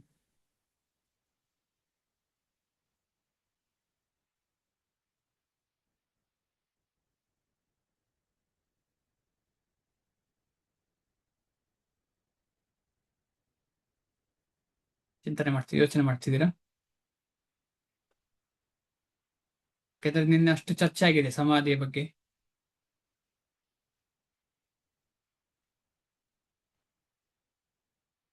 ಸಮಾಧಿ ಅಂದ್ರೆ ಮನಸ್ಸನ್ನ ಸಂಪೂರ್ಣವಾಗಿ ಭಗವಂತನ ಚರಣದಲ್ಲಿ ಇಡುವಂಥದ್ದು. ಪ್ರಯತ್ನ ಪಡುವುದಲ್ಲ, ಅದು ಅದರಷ್ಟಕ್ಕೆ ಆಗುವಂಥದ್ದು. ಧ್ಯಾನ ಅಂದ್ರೇನು? ಧ್ಯಾನ ಅಂದ್ರೇನು? ಯಾರಾದ್ರೂ ಹೇಳ್ತೀರಾ? ಧ್ಯಾನ ಧ್ಯಾನ ಒಂದು ವಸ್ತುವಿನ ಮೇಲೆ ಧ್ಯಾನ ಮಾಡ್ತಾ ಇದ್ದೇನೆ ಅಂದ್ರೆ ಏನು ಅರ್ಥ ಅದರದ್ದು? ಫೋಕಸ್ ಮಾಡೋದು ಪ್ರಭು. ಯೋಚನೆ ಮಾಡ್ತಿದ್ದೆ. ಯೋಚನೆ ಮಾಡುದು, ಫೋಕಸ್ ಮಾಡುದು ಧ್ಯಾನ ಅಲ್ಲ. ಧ್ಯಾನ ಅಂದ್ರೆ ಏನು? ಈಗ ನಾನು ಅದರ ಬಗ್ಗೆ ಪುನಃ ಪುನಃ ಥಿಂಕ್ ಮಾಡ್ತೀನಿ. ಅದರ ಬಗ್ಗೆ ಪುನಃ ಪುನಃ ಥಿಂಕ್ ಮಾಡುದು ಇಲ್ಲ, ಕಂಟ್ರೋಲ್ ಮಾಡುದು, ಹೊಸ ವಿಷಯ ಬರದಾಗೆ ಮಾಡಿ, ಇದೆಲ್ಲ ಧಾರಣ ಅಂತ ಹೇಳ್ತಾರೆ. ಧ್ಯಾನ ಮಾಡುವವನಿಗೆ ಸಮಯ ಹೋದ್ದೇ ಗೊತ್ತಾಗುದಿಲ್ಲ. ಇಷ್ಟೊತ್ತು ನಾನು ಧ್ಯಾನ ಮಾಡಿದ್ದೇನೆ ಅಂತ ಆಶ್ಚರ್ಯ ಆಗ್ತದೆ. ಅದಕ್ಕೆ ಧ್ಯಾನ ಅಂದ್ರೆ ಗೊತ್ತಿಲ್ಲದೆ ಆಗುವಂಥದ್ದು ಧ್ಯಾನ. ಗೊತ್ತಿದ್ದು ಪ್ರಯತ್ನ ಮಾಡುವಂಥದ್ದು ಧಾರಣ. ಅರ್ಥ ಆಗ್ತಾ ಇದೆಯಲ್ಲ? ಈಗ ಕೂತ್ಕೊಂಡು ನಾನು ಯಾವ್ದನ್ನೋ ಫೋಕಸ್ ಮಾಡ್ತಾ ಇದ್ದೇನೆ ಅಂತ ಹೇಳಿದ್ರೆ, ನನಗೆ ಅದು ಫೋಕಸ್ ಮಾಡ್ತಾ ಇದ್ದೇನೆ ಅಂತ ಗೊತ್ತು, ಸಮಯ ಹೋಗ್ತಾ ಇದೆ ಅಂತಲೂ ಗೊತ್ತು. ಇದಕ್ಕೆ ಧಾರಣ ಅಂತ ಹೇಳ್ತಾರೆ.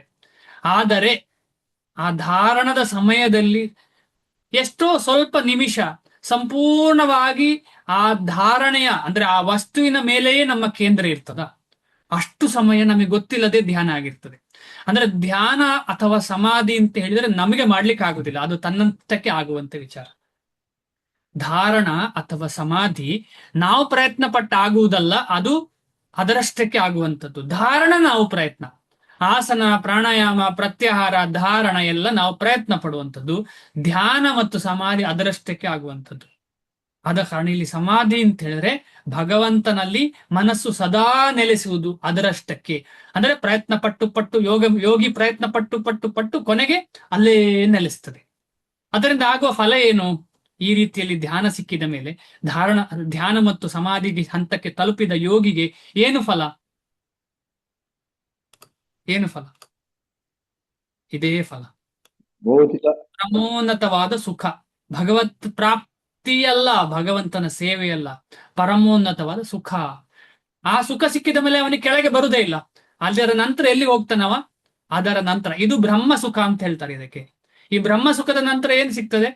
ಭಗವಂತನ ಭಕ್ತರ ಸಂಘ ಸಿಕ್ಕಿದ್ರೆ ಭಗವಂತನ ಸೇವೆ ಸಿಗ್ತದೆ, ಇಲ್ಲದ್ರೆ ಅಲ್ಲೇ ಎಂಡು ಬ್ರಹ್ಮ ಸುಖ, ಬ್ರಹ್ಮ ಐಕ್ಯ ಅಂತ ಹೇಳಿ. ಯಾರೋ ಏನು ಹೇಳಲಿಕ್ಕೆ ಬಯಸ್ತಿದ್ರೆ ರುಕ್ಮಯ್ಯ ಪ್ರಭುಗಳು ಹೇಳಿ. ಇಲ್ಲ ಪ್ರಭು, ಇಲ್ಲ ಅಷ್ಟೇ ಪ್ರಭು. Thank you. Okay okay okay. ಇದೆರಡು ತುಂಬಾ ಇಂಪಾರ್ಟೆಂಟ್. ಭಕ್ತಿಗೂ ಅಷ್ಟಾಂಗ ಯೋಗದ ಡಿಫರೆನ್ಸ್ ತುಂಬಾ ಅರ್ಥ ಆಗುತ್ತೆ ನಮಗೆ. ಇದರಲ್ಲಿ ತುಂಬಾ ಇಂಪಾರ್ಟೆಂಟ್. ನಮಗೆಲ್ಲ ಸಾಧ್ಯವೇ ಇಲ್ಲ ಹೀಗೆ ಸಮಾಧಿ. ನಮಗೆ ಭಗವಂತನ ಸೇವೆ ಜಪದ ಮುಖಾಂತರ ಮಾಡುವಾಗ ಪ್ರತಿಯೊಂದು ಭಗವಂತನ ಶಬ್ದ, ಹರೇ ಕೃಷ್ಣ ಮಹಾಮಂತ್ರ ನಮ್ಮನ್ನ ಶುದ್ಧ ಮಾಡಿ ಮೇಲೆ ತಗೊಂಡು ಹೋಗ್ತಾ ಇರ್ತದೆ. ಆದ್ರೆ ನಾವು ಫೋಕಸ್ ಮಾಡ್ಲಿಕ್ಕೆ ಪ್ರಯತ್ನ ಪಡಬೇಕು. ಆ ಒಂದು ಫೋಕಸ್ ಎಂಬ ಕಾನ್ಸೆಪ್ಟ್ ಅನ್ನ ನಾವು ಈ ಧಾರಣ ಧ್ಯಾನದಿಂದ ತಗೊಳ್ಬಹುದು. ಆದಷ್ಟು ಪ್ರಯತ್ನ ಪಡೋದು ಫೋಕಸ್ ಮಾಡ್ಲಿಕ್ಕೆ ಆದಷ್ಟು ಪ್ರಯತ್ನ ಪಡೋದು, ಅದು ಧಾರಣದ ಕಾನ್ಸೆಪ್ಟ್. ಮುಂದೆ ಹೋಗ್ತೀನಿ, ಏನು ಸಂಶಯ ಇಲ್ಲ. ಅಂದ್ರೆ ಹರೇ ಕೃಷ್ಣ ಪ್ರಭುಜಿ. ಹಾಗಾದ್ರೆ ಪರಮಹಂಸರು ಅಂತ ಹೇಳ್ತಾರೆ ಪ್ರಭು, ಅವರು ಯಾವ ಲೆವೆಲ್ ಅಲ್ಲಿ ಪ್ರಭು? ಪರಮಹಂಸ ಅಂತ ಹೇಳಿದ್ರೆ ಭಕ್ತರಲ್ಲೂ ಪರಮಹಂಸ ಇದ್ದಾರೆ, ಅಷ್ಟಾಂಗ ಯೋಗದಲ್ಲೂ ಪರಮಹಂಸ ಅಂತ ಕರೀತಾರೆ. ಆದ್ರೆ ನಿಜವಾದ ಪರಮಹಂಸ ಅಂತ ಹೇಳಿದ್ರೆ ಭಕ್ತ. ಯಾಕೆ ಅಂತ ಹೇಳಿದ್ರೆ ಅವನು ಹೈಯೆಸ್ಟ್ ಲೆವೆಲ್ ಅಲ್ಲಿ ಇರ್ತಾನೆ, ಹೈಯೆಸ್ಟ್ ಲೆವೆಲ್. ಯಾಕಂದ್ರೆ ಈಗ ಸನಾತನ ಧರ್ಮದಲ್ಲಿ ಬರುವಂತಹ ಎಲ್ಲ ಯೋಗದಲ್ಲೂ ಪರಮಹಂಸ ಅಂತ ಕರೀತಾರೆ. ಅದರ ನಿಜವಾದ ಪರಮಹಂಸ ಯಾರು ಅಂತ ಹೇಳಿದ್ರೆ ಭಗವಂತನ ಭಕ್ತ. ಪರಮ ಅಂತ ಹೇಳಿದ್ರೆ ಏನು? ಕೃಷ್ಣ. ಸಂಪೂರ್ಣವಾಗಿ ಪರಮ ಅಂತ ಹೇಳಿದ್ರೆ ಕೃಷ್ಣ. ಹಂಸ ಅಂತ ಹೇಳಿದ್ರೆ ಏನು ಗೊತ್ತು ನಿಮಗೆ? ಹಂಸ ಏನ್ ಮಾಡ್ತದೆ ಅಂತಲೂ ನಿಮಗೆ ಗೊತ್ತು ಈ ಕತೆ ಅಲ್ವಾ? ಹಾಲು ಮತ್ತು ನೀರು ಜೊತೆಯಲ್ಲಿ ಸಿಕ್ಕಿದ್ರೆ ಹಾಲನ್ನು ಬೇರೆ ಮಾಡಿ ನೀರನ್ನು ಬಿಟ್ಟು ಹಾಲನ್ನು ಮಾತ್ರ ಕುಡಿಯುವಂತ ಒಂದು ಸ್ಪೆಷಲ್ ವ್ಯಕ್ತಿತ್ವ ಹಂಸ. ಪರಮ ಅಂದ್ರೆ ಬರೀ ಕೃಷ್ಣದ ಆಸ್ವಾದವನ್ನು ಮಾಡುವಂತ ಹಂಸ ಯಾರು? ಅವನು ಪರಮಹಂಸ. ಕೃಷ್ಣನನ್ನೇ ಆಸ್ವಾದಿಸುವುದು, ಬೇರೆ ಏನನ್ನೂ ಆಸ್ವಾದಿಸುವುದಿಲ್ಲ, ಪರಮನನ್ನು ಮಾತ್ರ. ಪರಮ ಅಂದ್ರೆ ಕೃಷ್ಣ, ಅದಕ್ಕಿಂತ ಕೆಳಗೆ ಬರುವವರನ್ನು ಪರಮ ಅಂತ ಹೇಳಲಿಕ್ಕೆ ಆಗುದಿಲ್ಲ. ಆ ಪರಮನನ್ನೇ ಯಾವತ್ತು ಆ ರಸಾಸ್ವಾದ ಮಾಡ್ತಾರೆ ಅಂಥವನನ್ನ ಪರಮಹಂಸ ಅಂತ ಹೇಳ್ತಾರೆ. ಯಾವತ್ತು ಕೃಷ್ಣನ ಬಗ್ಗೆ. ಈಗ ಶ್ರೀಲ ಪ್ರಭುಪಾದರು ಪರಮಹಂಸರು, ನಮ್ಮ ಆಚಾರ್ಯಗಳೆಲ್ಲ ಪರಮಹಂಸ ಅಂತ ಕರಿತೇವೆ ನಾವು. ಅಂದ್ರೆ ಅವರು ಯಾವತ್ತು ಕೃಷ್ಣನ ಮತ್ತಿನಲ್ಲೇ ಇರುವಂತವ್ರು, ಬೇರೆ ಏನೂ ಇಲ್ಲ ಅವರು. ಆದ್ರೆ ಯೋಗಿಗಳು ಹಾಗೆ ಅಲ್ಲ. ಯೋಗಿಗಳು ಜ್ಞಾನಿಗಳು ಹಾಗೆ ಅಲ್ಲ, ಅಥವಾ ಕರ್ಮ ಸಿದ್ಧಿಯಾದವರು ಹಾಗೆ ಅಲ್ಲ. ಏನಾದರೂ ಪ್ರಶ್ನೆ ಬರ್ತಾ ಇದೆಯಾ ಪ್ರಭುಗಳೇ? ಓಕೆ ಪ್ರಭು, ಕ್ಲಿಯರ್ ಆಯ್ತು. Thank you. ಮುಂದೆ ಹೋಗ್ತೀನಿ. ಬೇರೆ ಯಾರಿಗಾದ್ರೂ ಏನಾದ್ರೂ ಎಕ್ಸ್ಟ್ರಾ ಗೊತ್ತಿದ್ರೆ ಖಂಡಿತ ಹೇಳಿ, ಏನು ಸಂಕೋಚ ಬೇಡ. ಆದ ಕಾರಣ ನಾವು ಎಲ್ಲರೂ ಜೊತೆಯಲ್ಲಿ ಮುಂದೆ ಹೋಗೋಣ. 24ನೇ ಶ್ಲೋಕಕ್ಕೆ ಹೋಗೋಣ. ಸ ನಿಶ್ಚಯೇನ ಯೋಕ್ತವ್ಯೋ. ಈ ಸಂಸ್ಕೃತದ ಪ್ರತಿಯೊಂದು ಪದ ಕೂಡ ಎಷ್ಟು ಚೆನ್ನಾಗಿರುತ್ತೆ ನೋಡಿ. ಸ ನಿಶ್ಚಯೇನ ಯೋಕ್ತವ್ಯೋ ಯೋಗೋ ನಿರ್ವಿಣ್ಣ ಚೇತಸ. ಯೋಗೋ ನಿರ್ವಿಣ್ಣ ಅಂದ್ರೆ ಯೋಗೋ ಅಂತ ಆದ ಕಾರಣ ಅದು ಅನಿರ್ವಿಣ್ಣ. ಯೋಗ ಅನಿರ್ವಿಣ್ಣ ಚೇತಸ ಸಂಕಲ್ಪ ಪ್ರಭವಾನ್ ಕಾಮಾನ್ ತ್ಯಕ್ತ್ವಾ ಸರ್ವಾನ್ ಅಶೇಷತಃ. ಸರ್ವಾನ್ ಕಾಮಾನ್ ಅಶೇಷತಃ ತ್ಯಕ್ತ್ವಾ. ತ್ಯಕ್ತ್ವ ಅಂತ ಹೇಳಿದ್ರೆ ಬಿಡುವುದು. ಸರ್ವಾನ್ ಕಾಮಾನ್ ಅಂದ್ರೆ ಎಲ್ಲ ಮಟೀರಿಯಲ್ ಡಿಸೈರ್ಸ್ ಅನ್ನ ಶೂನ್ಯ ಮಾಡಬೇಕು, ಶೇಷ ಮಾಡಬೇಕು. ಯಾವುದನ್ನ ಶೇಷ ಮಾಡುದಲ್ಲ, ಬಿಡಬೇಕು ಅದನ್ನ ಸಂಪೂರ್ಣವಾಗಿ ಅಂತ ಹೇಳ್ತಾ ಇದ್ದಾರೆ. ಎಲ್ಲಿಂದ ಬರುವಂತದ್ದು? ಸಂಕಲ್ಪದಿಂದ ಬರುವಂತದ್ದು. ಸಂಕಲ್ಪ ಅಂದ್ರೆ ಏನು? ಧ್ಯಾಯತೋ ವಿಷಯಾನ್ ಪುಂಷ ಸಂಗಸ್ತೇಷು ಉಪಜಾಯತೆ. ವಿಷಯ ಧ್ಯಾನದಿಂದ ಮಾಡುವುದನ್ನ ಸಂಕಲ್ಪ. ಆ ಸಂಕಲ್ಪದ ಪ್ರಭಾವದಿಂದ ಆಗುವಂತ ಎಲ್ಲ ಆಸೆ ಕಾಮನೆಗಳನ್ನ ಸಂಪೂರ್ಣವಾಗಿ ಶೇಷ ಮಾಡಿ ಬಿಡಬೇಕು ಅಂತ ಹೇಳಿ ಅರ್ಥ ಇದ್ರದ್ದು. ಸಂಕಲ್ಪ ಪ್ರಭಾವಾನ್ ಕಾಮಾಂಸ್ ತ್ಯಕ್ತ್ವಾ ಸರ್ವಾನ್ ಅಶೇಷತಃ. ತುಂಬಾ ಇಂಪಾರ್ಟೆಂಟ್. ಅಂದ್ರೆ ನಾವು ಭೌತಿಕ ವಿಚಾರದಲ್ಲಿ ಧ್ಯಾನ ಮಾಡಬಾರದು. ಯಾಕಂತ ಹೇಳಿದ್ರೆ ಆ ಭೌತಿಕ ವಿಷಯದಲ್ಲಿ ಧ್ಯಾನ ಮಾಡಿದ್ರೆ ಅದರ ಪ್ರಭಾವದಿಂದ ಕಾಮನೆಗಳು ಡೆವಲಪ್ ಆಗ್ತದೆ. ಅಂತಹ ಕಾಮನೆಗಳು ಯಾವುದೇ ಯೋಗಕ್ಕೆ, ಮುಖ್ಯವಾಗಿ ನಮಗೆ ಭಕ್ತಿ ಯೋಗಕ್ಕೆ ದೊಡ್ಡ ಅಡ್ಡಿ ಅದು. ಅಂತಹ ಕಾಮನೆಗಳು ಬರದ ಹಾಗೆ ನಾವು ಅದನ್ನ ಶೂನ್ಯ ಮಾಡಬೇಕು, ಶೇಷ ಮಾಡಬೇಕು. ಮನಸೈವೇಂದ್ರಿಯ ಗ್ರಾಮಂ ವಿನಿಯಮ್ಯ ಸಮಂತತಃ. ಈ ರೀತಿಯಲ್ಲಿ ಮನಸ್ಸಿನಿಂದ ಬರುವ ಎಲ್ಲ ಈ ಒಂದು ವಿಚಾರಗಳನ್ನ ಕಂಪ್ಲೀಟ್ ಆಗಿ ಸಮಾನ ಮಾಡಿ ಕಂಪ್ಲೀಟ್ ಇರಾಡಿಕೇಟ್ ಮಾಡಬೇಕು. ಎಲ್ಲ ಕಡೆಗಳಿಂದ ಬರ್ತಲ್ಲ, ಎಲ್ಲೆಲ್ಲಿಂದ ಬರ್ತದೆ ಅಂತ ಇಲ್ಲ, ನಮಗೆ ತೊಂದರೆ ಎಲ್ಲೆಲ್ಲಿಂದ ಬರ್ತದೆ ಅಂತ ಇಲ್ಲ. ನಾವೀಗ ಕೂತ್ರೆ ಸಾಕು ತೊಂದರೆ ಬರ್ಲಿಕ್ಕೆ ಶುರು ಆಗ್ತದೆ. ತೊಂದರೆ ಅಂತ ಹೇಳಿದ್ರೆ ಎರಡು, ಖುಷಿಯೂ ದುಃಖವೂ ಎರಡು ತೊಂದರೆ. ಭಕ್ತಿಗೆ ತೊಂದರೆಯೇ ಖುಷಿ ಮತ್ತು ದುಃಖ. ಉದಾಹರಣೆಗೆ ಈಗ ನಾವೆಲ್ಲೋ ಫ್ಲೈಟ್ ಅಲ್ಲಿ ನಾಳೆ ಬೆಳಿಗ್ಗೆ ಹೋಗ್ತೇವೆ ಅಂತ ಇಟ್ಕೊಳ್ಳೋಣ, ಯಾರೆಲ್ಲಾದ್ರೂ ಕೇಳುವ, ಯಾರೆಲ್ಲ ಕೇಳೋಣ? ಗಾಯತ್ರಿ ಮಾತಾಜಿ, ಹರೇ ಕೃಷ್ಣ, ಇದ್ದೀರಾ?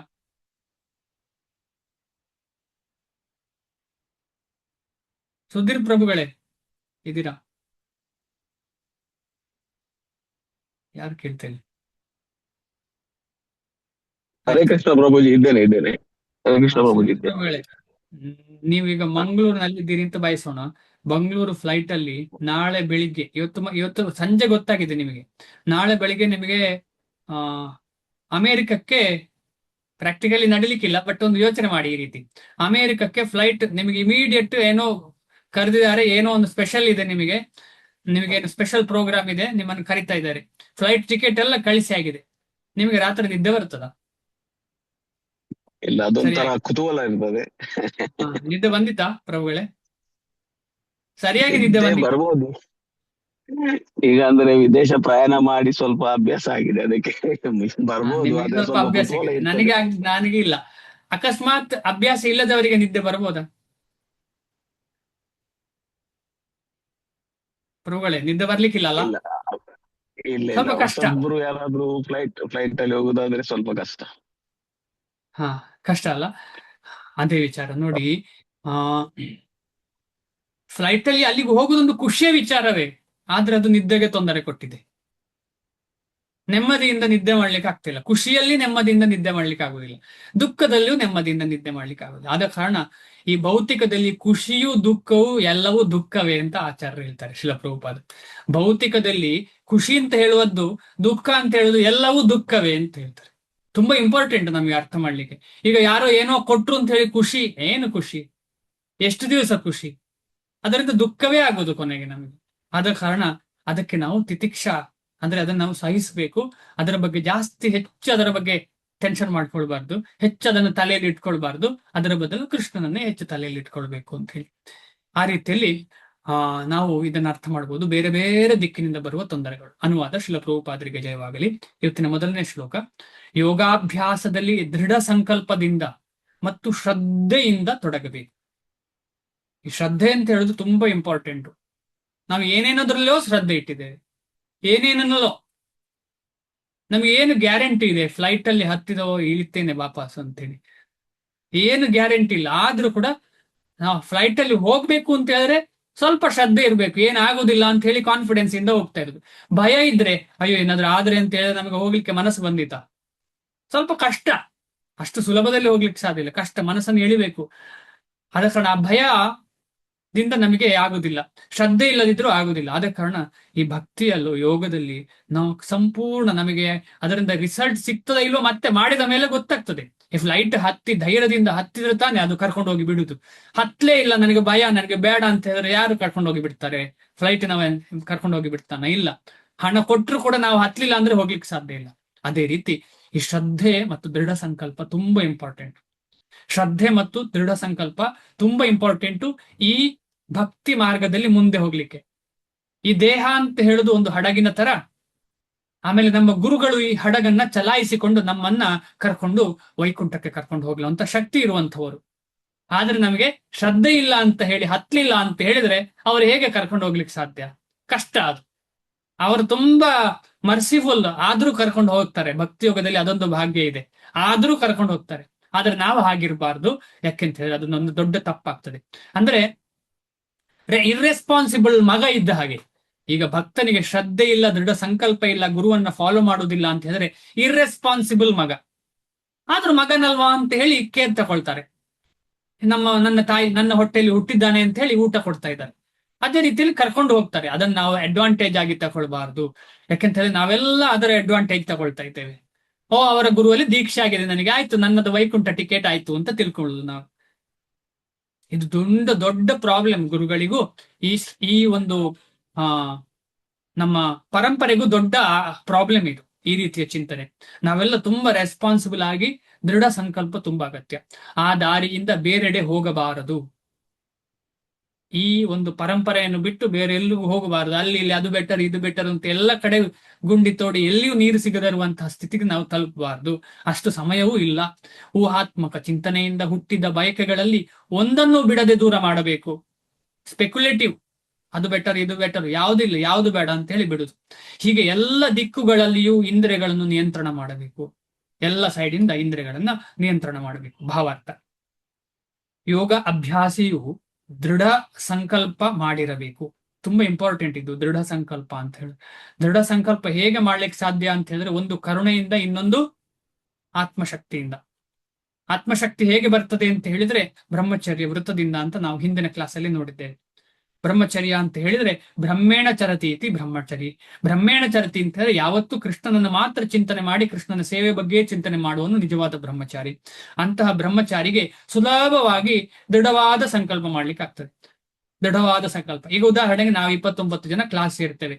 ನಮಗೆ ಬೇಕಾದ್ರೆ ಅವಕಾಶ ಇತ್ತು ಎಲ್ಲಿಗೋ ಹೋಗ್ಲಿಕ್ಕೆ, ಟೈಮ್ ಪಾಸ್ ಮಾಡ್ಲಿಕ್ಕೆ ಎಲ್ಲ ಅವಕಾಶ ಇತ್ತು. ಆದ್ರೆ ನಮ್ಮ ಸಂಕಲ್ಪ ಯಾಕೆಂತ ಹೇಳಿದ್ರೆ ಕೃಷ್ಣನ ಪ್ರೇರೇಪಣೆ, ಭಗವದ್ ಭಕ್ತರ ಪ್ರೇರೇಪಣೆ, ಕೃಷ್ಣನ ಪ್ರೇರೇಪಣೆ. ಅದ ಕಾರಣ ನಮ್ಮ ಸಂಕಲ್ಪ ದೃಢ ಆಗ್ಲಿಕ್ಕೆ ಸಾಧ್ಯ. ಯಾಕಂದ್ರೆ ಬೇರೆ ತುಂಬಾ ಜನ ಕೂಡ ದೃಢ ಸಂಕಲ್ಪ ಇದೆ, ಮಾಡ್ಬೇಕು ಮಾಡ್ಬೇಕು ಮಾಡ್ಬೇಕು, ಭಗವದ್ಗೀತೆ ಕ್ಲಾಸ್ ಓದ್ಬೇಕು, ಭಗವದ್ಗೀತೆ ಕ್ಲಾಸ್ ಸೇರ್ಬೇಕು, ಭಗವದ್ಗೀತೆ ಓದ್ಬೇಕು, ಜಪ ಮಾಡ್ಬೇಕು, ತುಂಬಾ ಜನರಿಗೆ ಸಂಕಲ್ಪ ಇದೆ. ಆದ್ರೆ ಆ ಸಂಕಲ್ಪ ನೆರವೇರ್ತಿಲ್ಲ. ಯಾಕೆ ಅಂತ ಹೇಳಿದ್ರೆ ಭಗವಂತನ ಆ ಒಂದು ಕೈ ಕಾಣ್ತಿಲ್ಲ ಅವರಿಗೆ. ಆದ ಕಾರಣ ದೃಢ ಸಂಕಲ್ಪ ಇರ್ಬೇಕು. ಆಮೇಲೆ ವಿಚಲಿತನಾಗಬಾರದು, ಮತ್ತು ವಿಚಲಿತನಾಗದೆ ತಾಳ್ಮೆಯಿಂದ ಅಭ್ಯಾಸವನ್ನು ಮುಂದುವರಿಸಬೇಕು. ಒಂದೇ ದಿವಸದಲ್ಲಿ ಮುಂದೆ ಹೋಗ್ತದೆ ಅಂತಲ್ಲ, ನಿಧಾನವಾಗಿ ಸ್ಟೆಪ್ ಬೈ ಸ್ಟೆಪ್ ಮುಂದೆ ಹೋಗ್ಲಿಕ್ಕೆ ಪ್ರಯತ್ನ ಪಡಬೇಕು. ಕ್ರಮೇ ಅಂತ ಹೇಳ್ತದೆ ಶಾಸ್ತ್ರ. ಮುಂದಿನ ಶ್ಲೋಕಗಳಲ್ಲಿ ಅದು ಬರುತ್ತೆ. ಕಡೆಗೆ ಯಶಸ್ಸು ಸಿಕ್ಕುವುದೆಂದು ದೃಢ ನಂಬಿಕೆ ಇರಬೇಕು. ತುಂಬಾ ಇಂಪಾರ್ಟೆಂಟ್. ಕಡೆಗೆ ಯಶಸ್ಸು ಸಿಕ್ಕುವುದೆಂದು ದೃಢ ನಂಬಿಕೆ ಇರಬೇಕು. ಹೇಗೆ ನಾವು ಏರೋಪ್ಲೇನ್ ಅಲ್ಲಿ ಹತ್ತುವಾಗ ಡೆಸ್ಟಿನೇಷನ್ಗೆ ತಲುಪ್ತೇವೆ ಅಂತ ಹೇಳಿ ನಂಬಿಕೆ ಇದೆಯೋ, ಅದು ದೃಢ ಇರುವುದಿಲ್ಲ, ಆದ್ರೆ ನಂಬಿಕೆ ಇದೆ. ಆದ್ರೆ ಭಕ್ತಿ ಸೇವೆಯಲ್ಲಿ ಇದು ನಂಬಿಕೆ ಅಲ್ಲ, ದೃಢ ನಂಬಿಕೆ. ಯಾಕೆ ದೃಢ ನಂಬಿಕೆ ಅಂತ ಹೇಳಿದ್ರೆ, ಶಾಸ್ತ್ರವನ್ನು ಓದುವಾಗ ಆ ಶಾಸ್ತ್ರ ಮತ್ತು ಗುರುಮುಖೇನ ನಮ್ಮ ಹೃದಯದಲ್ಲಿ ಕಂಪ್ಲೀಟ್ ಫರ್ಮ್ ಆಗತ್ತೆ ಅದು. ಈಗ ಏರೋಪ್ಲೇನ್ ಬೀಳ್ತದೆ ಅಂತ ಹೇಳಿ ನಮಗೆ ಎಕ್ಸ್ಪೀರಿಯನ್ಸ್ ಇದೆ, ನೋಡಿದ್ದೇವೆ ಅಲ್ಲಿ ಇಲ್ಲಿ. ಆದ್ರೆ ಭಗವದ್ ಭಕ್ತರು ಬೀಳಿಲ್ಲ ಅಂತ ಹೇಳಿ ಕೂಡ ನೋಡಿದ್ದೇವೆ ನಾವು. ಯಾಕಂತ ಹೇಳಿದ್ರೆ ಶಾಸ್ತ್ರ ಹೇಳ್ತಾರೆ, ನಮೇ ಭಕ್ತ ಪ್ರಣಶ್ಯತಿ. ಆದ ಕಾರಣ ಶಾಸ್ತ್ರದಲ್ಲಿ ನಂಬಿಕೆ, ಆಮೇಲೆ ಆಚಾರ್ಯರೆಲ್ಲ ನಡ್ಕೊಂಡ ರೀತಿಯಲ್ಲಿ ನಂಬಿಕೆ. ಯಾಕೆಂತ ಹೇಳಿದ್ರೆ ಏನ್ ಹೇಳ್ತಾರೆ ಅದಕ್ಕೆ,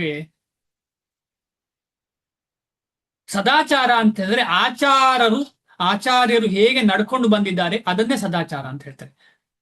ಸದಾಚಾರ ಅಂದ್ರೆ ಏನು? ಈಗ ನಾವೆಲ್ಲ ಹೇಳ್ತೇವಲ್ಲ ಸದಾಚಾರವಾಗಬೇಕು. ಅದು ಹೇಗೆ? ಬರೀ ಶಾಸ್ತ್ರ ಓದಿ ಅಲ್ಲ. ಶಾಸ್ತ್ರದಲ್ಲಿ ಬರೆದಂತ ಸದಾಚಾರ ಎಲ್ಲಿಂದ ಬರೆದಿದ್ದಾರೆ ಅಂದ್ರೆ ಭಕ್ತರ ನಡವಳಿಕೆ ನೋಡಿ ಬರೆದಿದ್ದಾರೆ.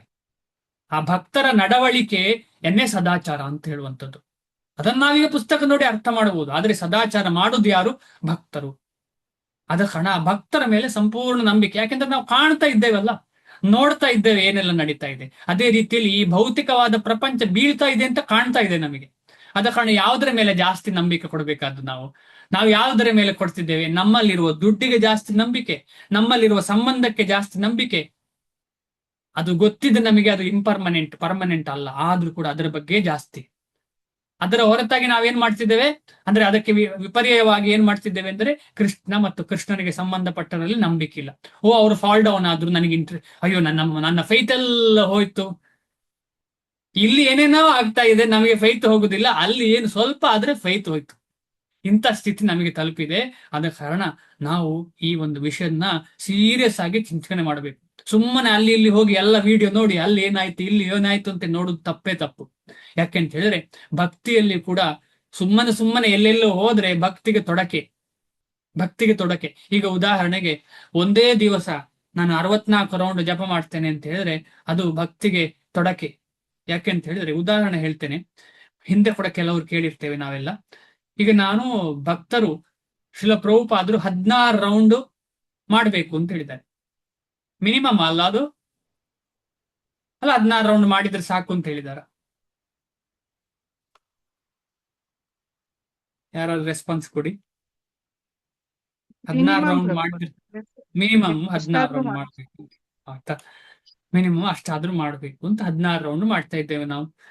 ಹಾಗೆ ಸ್ವಲ್ಪ ದಿವಸ ಆಗುವಾಗ ನಮ್ಗೆ ಆಸೆ ಆಗ್ತದೆ ಇನ್ನು ಜಾಸ್ತಿ ಮಾಡ್ಬೇಕಾದ್ರೆ ಒಮ್ಮೆಲೆ 25 ರೌಂಡ್ ಮಾಡ್ತೇವೆ ಅಂತ ಇಟ್ಕೊಳ್ಳುವ.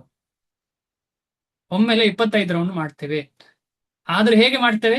16 ರೌಂಡ್ ಕೂತು ಮಾಡಿರ್ತೇವೆ. ಆಮೇಲೆ 25 ರೌಂಡ್ ಮಾಡ್ಬೇಕಿದ್ರೆ ಏನೋ ಮೊಬೈಲ್ ನೋಡ್ತಾ 1 ರೌಂಡ್ ಎಕ್ಸ್ಟ್ರಾ ರೌಂಡ್, ಆಮೇಲೆ ಆ ಕಡೆ ಈ ಕಡೆ ಹೋಗ್ತಾ 1 ರೌಂಡ್, ಏನೇನೋ ಮಾತಾಡ್ತಾ 1 ರೌಂಡ್, ಈ ರೀತಿಯಲ್ಲಿ 25 ಕಂಪ್ಲೀಟ್ ಮಾಡ್ಲಿಕ್ಕೆ ಪ್ರಯತ್ನ. ಇದು ರೌಂಡ್ ಕಂಪ್ಲೀಟ್ ಮಾಡ್ಲಿಕ್ಕೆ ಪ್ರಯತ್ನ. ಅದು ನಮ್ಮ ನಿರ್ದಿಷ್ಟವಾದ ಜಪದಲ್ಲಿ ಬರುವುದಿಲ್ಲ. ಅದು ನಿತ್ಯ ಅಂದ್ರೆ ಆ ಕಡೆ ಈ ಕಡೆ ಹೋಗೋ ಮಾಡುದು ಓಕೆ, ಆದ್ರೆ ಅದು ಕೌಂಟಿಗೆ ಬರುವುದಿಲ್ಲ. ಈಗ 16 ಮಾಲೆ ಜಪ ಆಗ್ಲಿ 20 ಯಾರ್ಯಾರು ಜಾಸ್ತಿ ಮಾಡ್ಲಿಕ್ಕೆ ಪ್ರಯತ್ನ ಪಡ್ತೇವೆ ಅಷ್ಟು ನಿರ್ದಿಷ್ಟವಾದ ಜಾಗದಲ್ಲಿ ಕೂತು ಅಥವಾ ಕಷ್ಟ ಆದ್ರೆ ನಿಲ್ಲುದು, ಸ್ವಲ್ಪ ಆ ಕಡೆ ಈ ಕಡೆ ಹೋಗುದು ಅಲೌಡ್ ಆಗಿದೆ ಭಕ್ತಿ ಯೋಗದಲ್ಲಿ. ಈ ರೀತಿಯಲ್ಲಿ ಒಂದು ನಿಯಮವನ್ನ ಪಾಲಿಸಿ ಮಾಡಬೇಕಾದನ್ನ ಜಪ ಅಂತ ಹೇಳುವಂಥದ್ದು.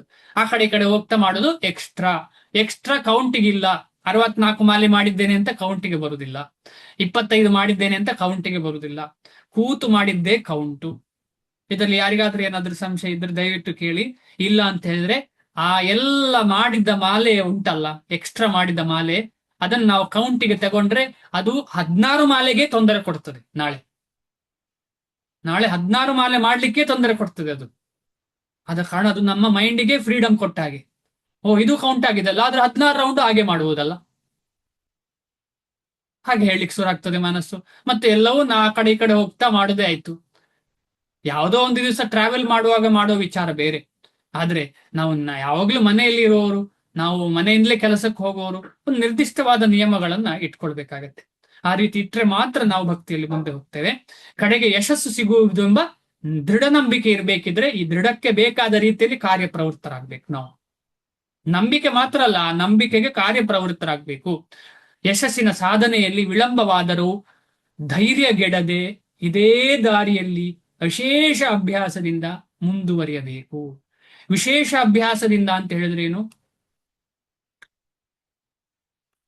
ವಿಶೇಷ ಅಭ್ಯಾಸ ಅಂದ್ರೆ ಏನು? ಯಾರಾದ್ರೂ ಹೇಳ್ತೀರಾ?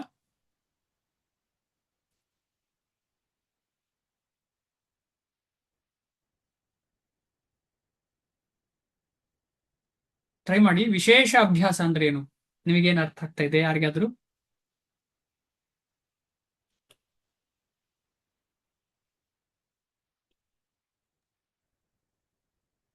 ಭಕ್ತರ ಸಂಘ ಪ್ರಭುಜಿ. ಅದೆಲ್ಲ ಕರೆಕ್ಟ್. ವಿಶೇಷ ಅಭ್ಯಾಸ ಅಂದ್ರೆ ಏನು?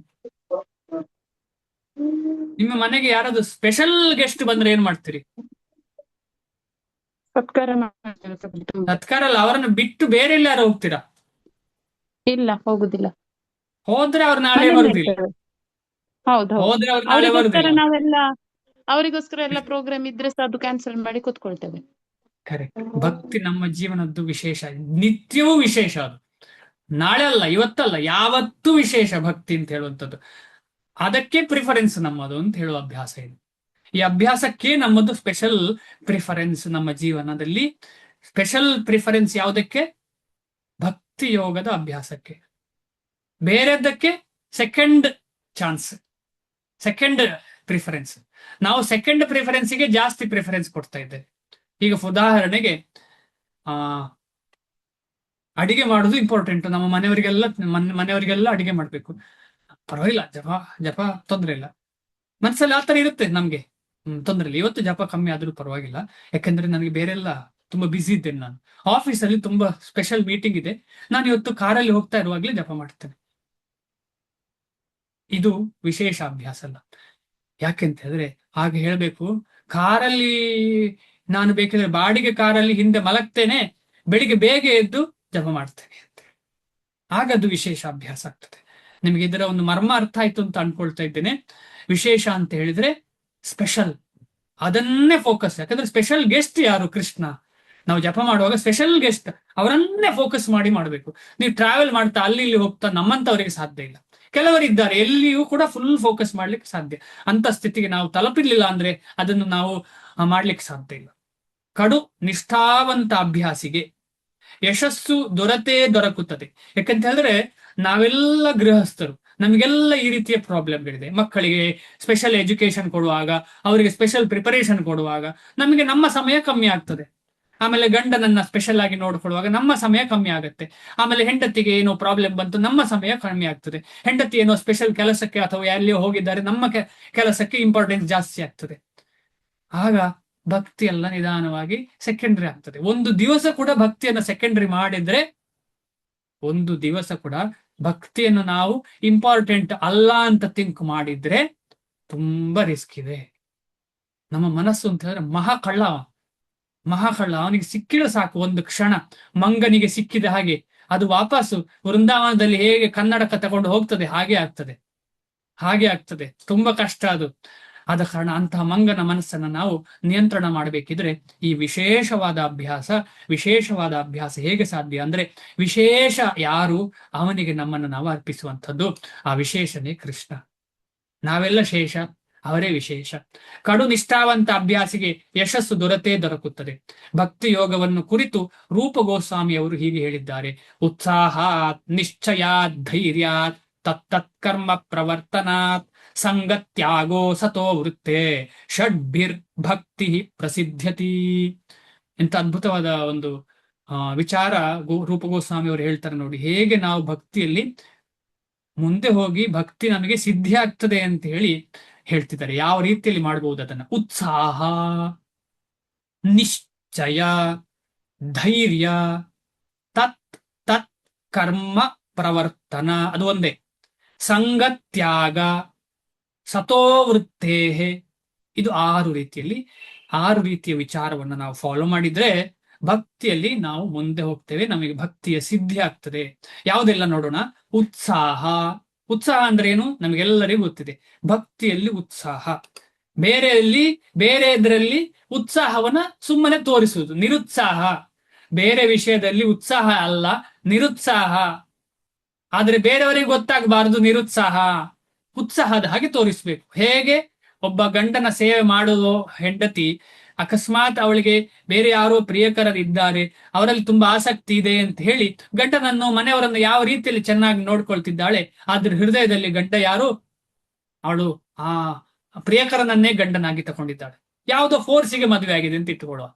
ಅಂತಹ ವ್ಯಕ್ತಿ, ಅಂತಹ ಮಾತೆ ಹೇಗೆ ಯಾವತ್ತೂ ಅಂತವನನ್ನ ಚಿಂತನೆ ಮಾಡ್ತಾ ಇರ್ತಾಳೆ, ಅದೇ ರೀತಿಯಲ್ಲಿ ನಾವು ಬೇರೆಲ್ಲರಿಗೂ ಎದುರು ನಾವು ನಾರ್ಮಲ್ ಅವರ ಹಾಗೆ ಇದ್ರೂ ಕೂಡ ಹೃದಯದಲ್ಲಿ ಮಾತ್ರ ಕೃಷ್ಣ. ಈ ರೀತಿಯಲ್ಲಿ ಉತ್ಸಾಹ, ನಿಶ್ಚಯ, ಕೃಷ್ಣನ ಬಗ್ಗೆ ನಿಶ್ಚಯ. ನಾವು ಕೃಷ್ಣನ ಸೇವೆ ನಾವು ಸಂಪೂರ್ಣವಾಗಿ ನಿಶ್ಚಯ.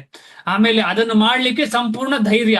ಏನೇ ಅಡೆತಡಿ ಇದ್ರಿ, ಎಲ್ಲೇ ಏನೇ ಆದ್ರೂ ಕೂಡ ಕೃಷ್ಣ ಭಕ್ತಿ ಬಿಡುವುದಿಲ್ಲ ಅಂತ ಹೇಳೋ ಧೈರ್ಯ.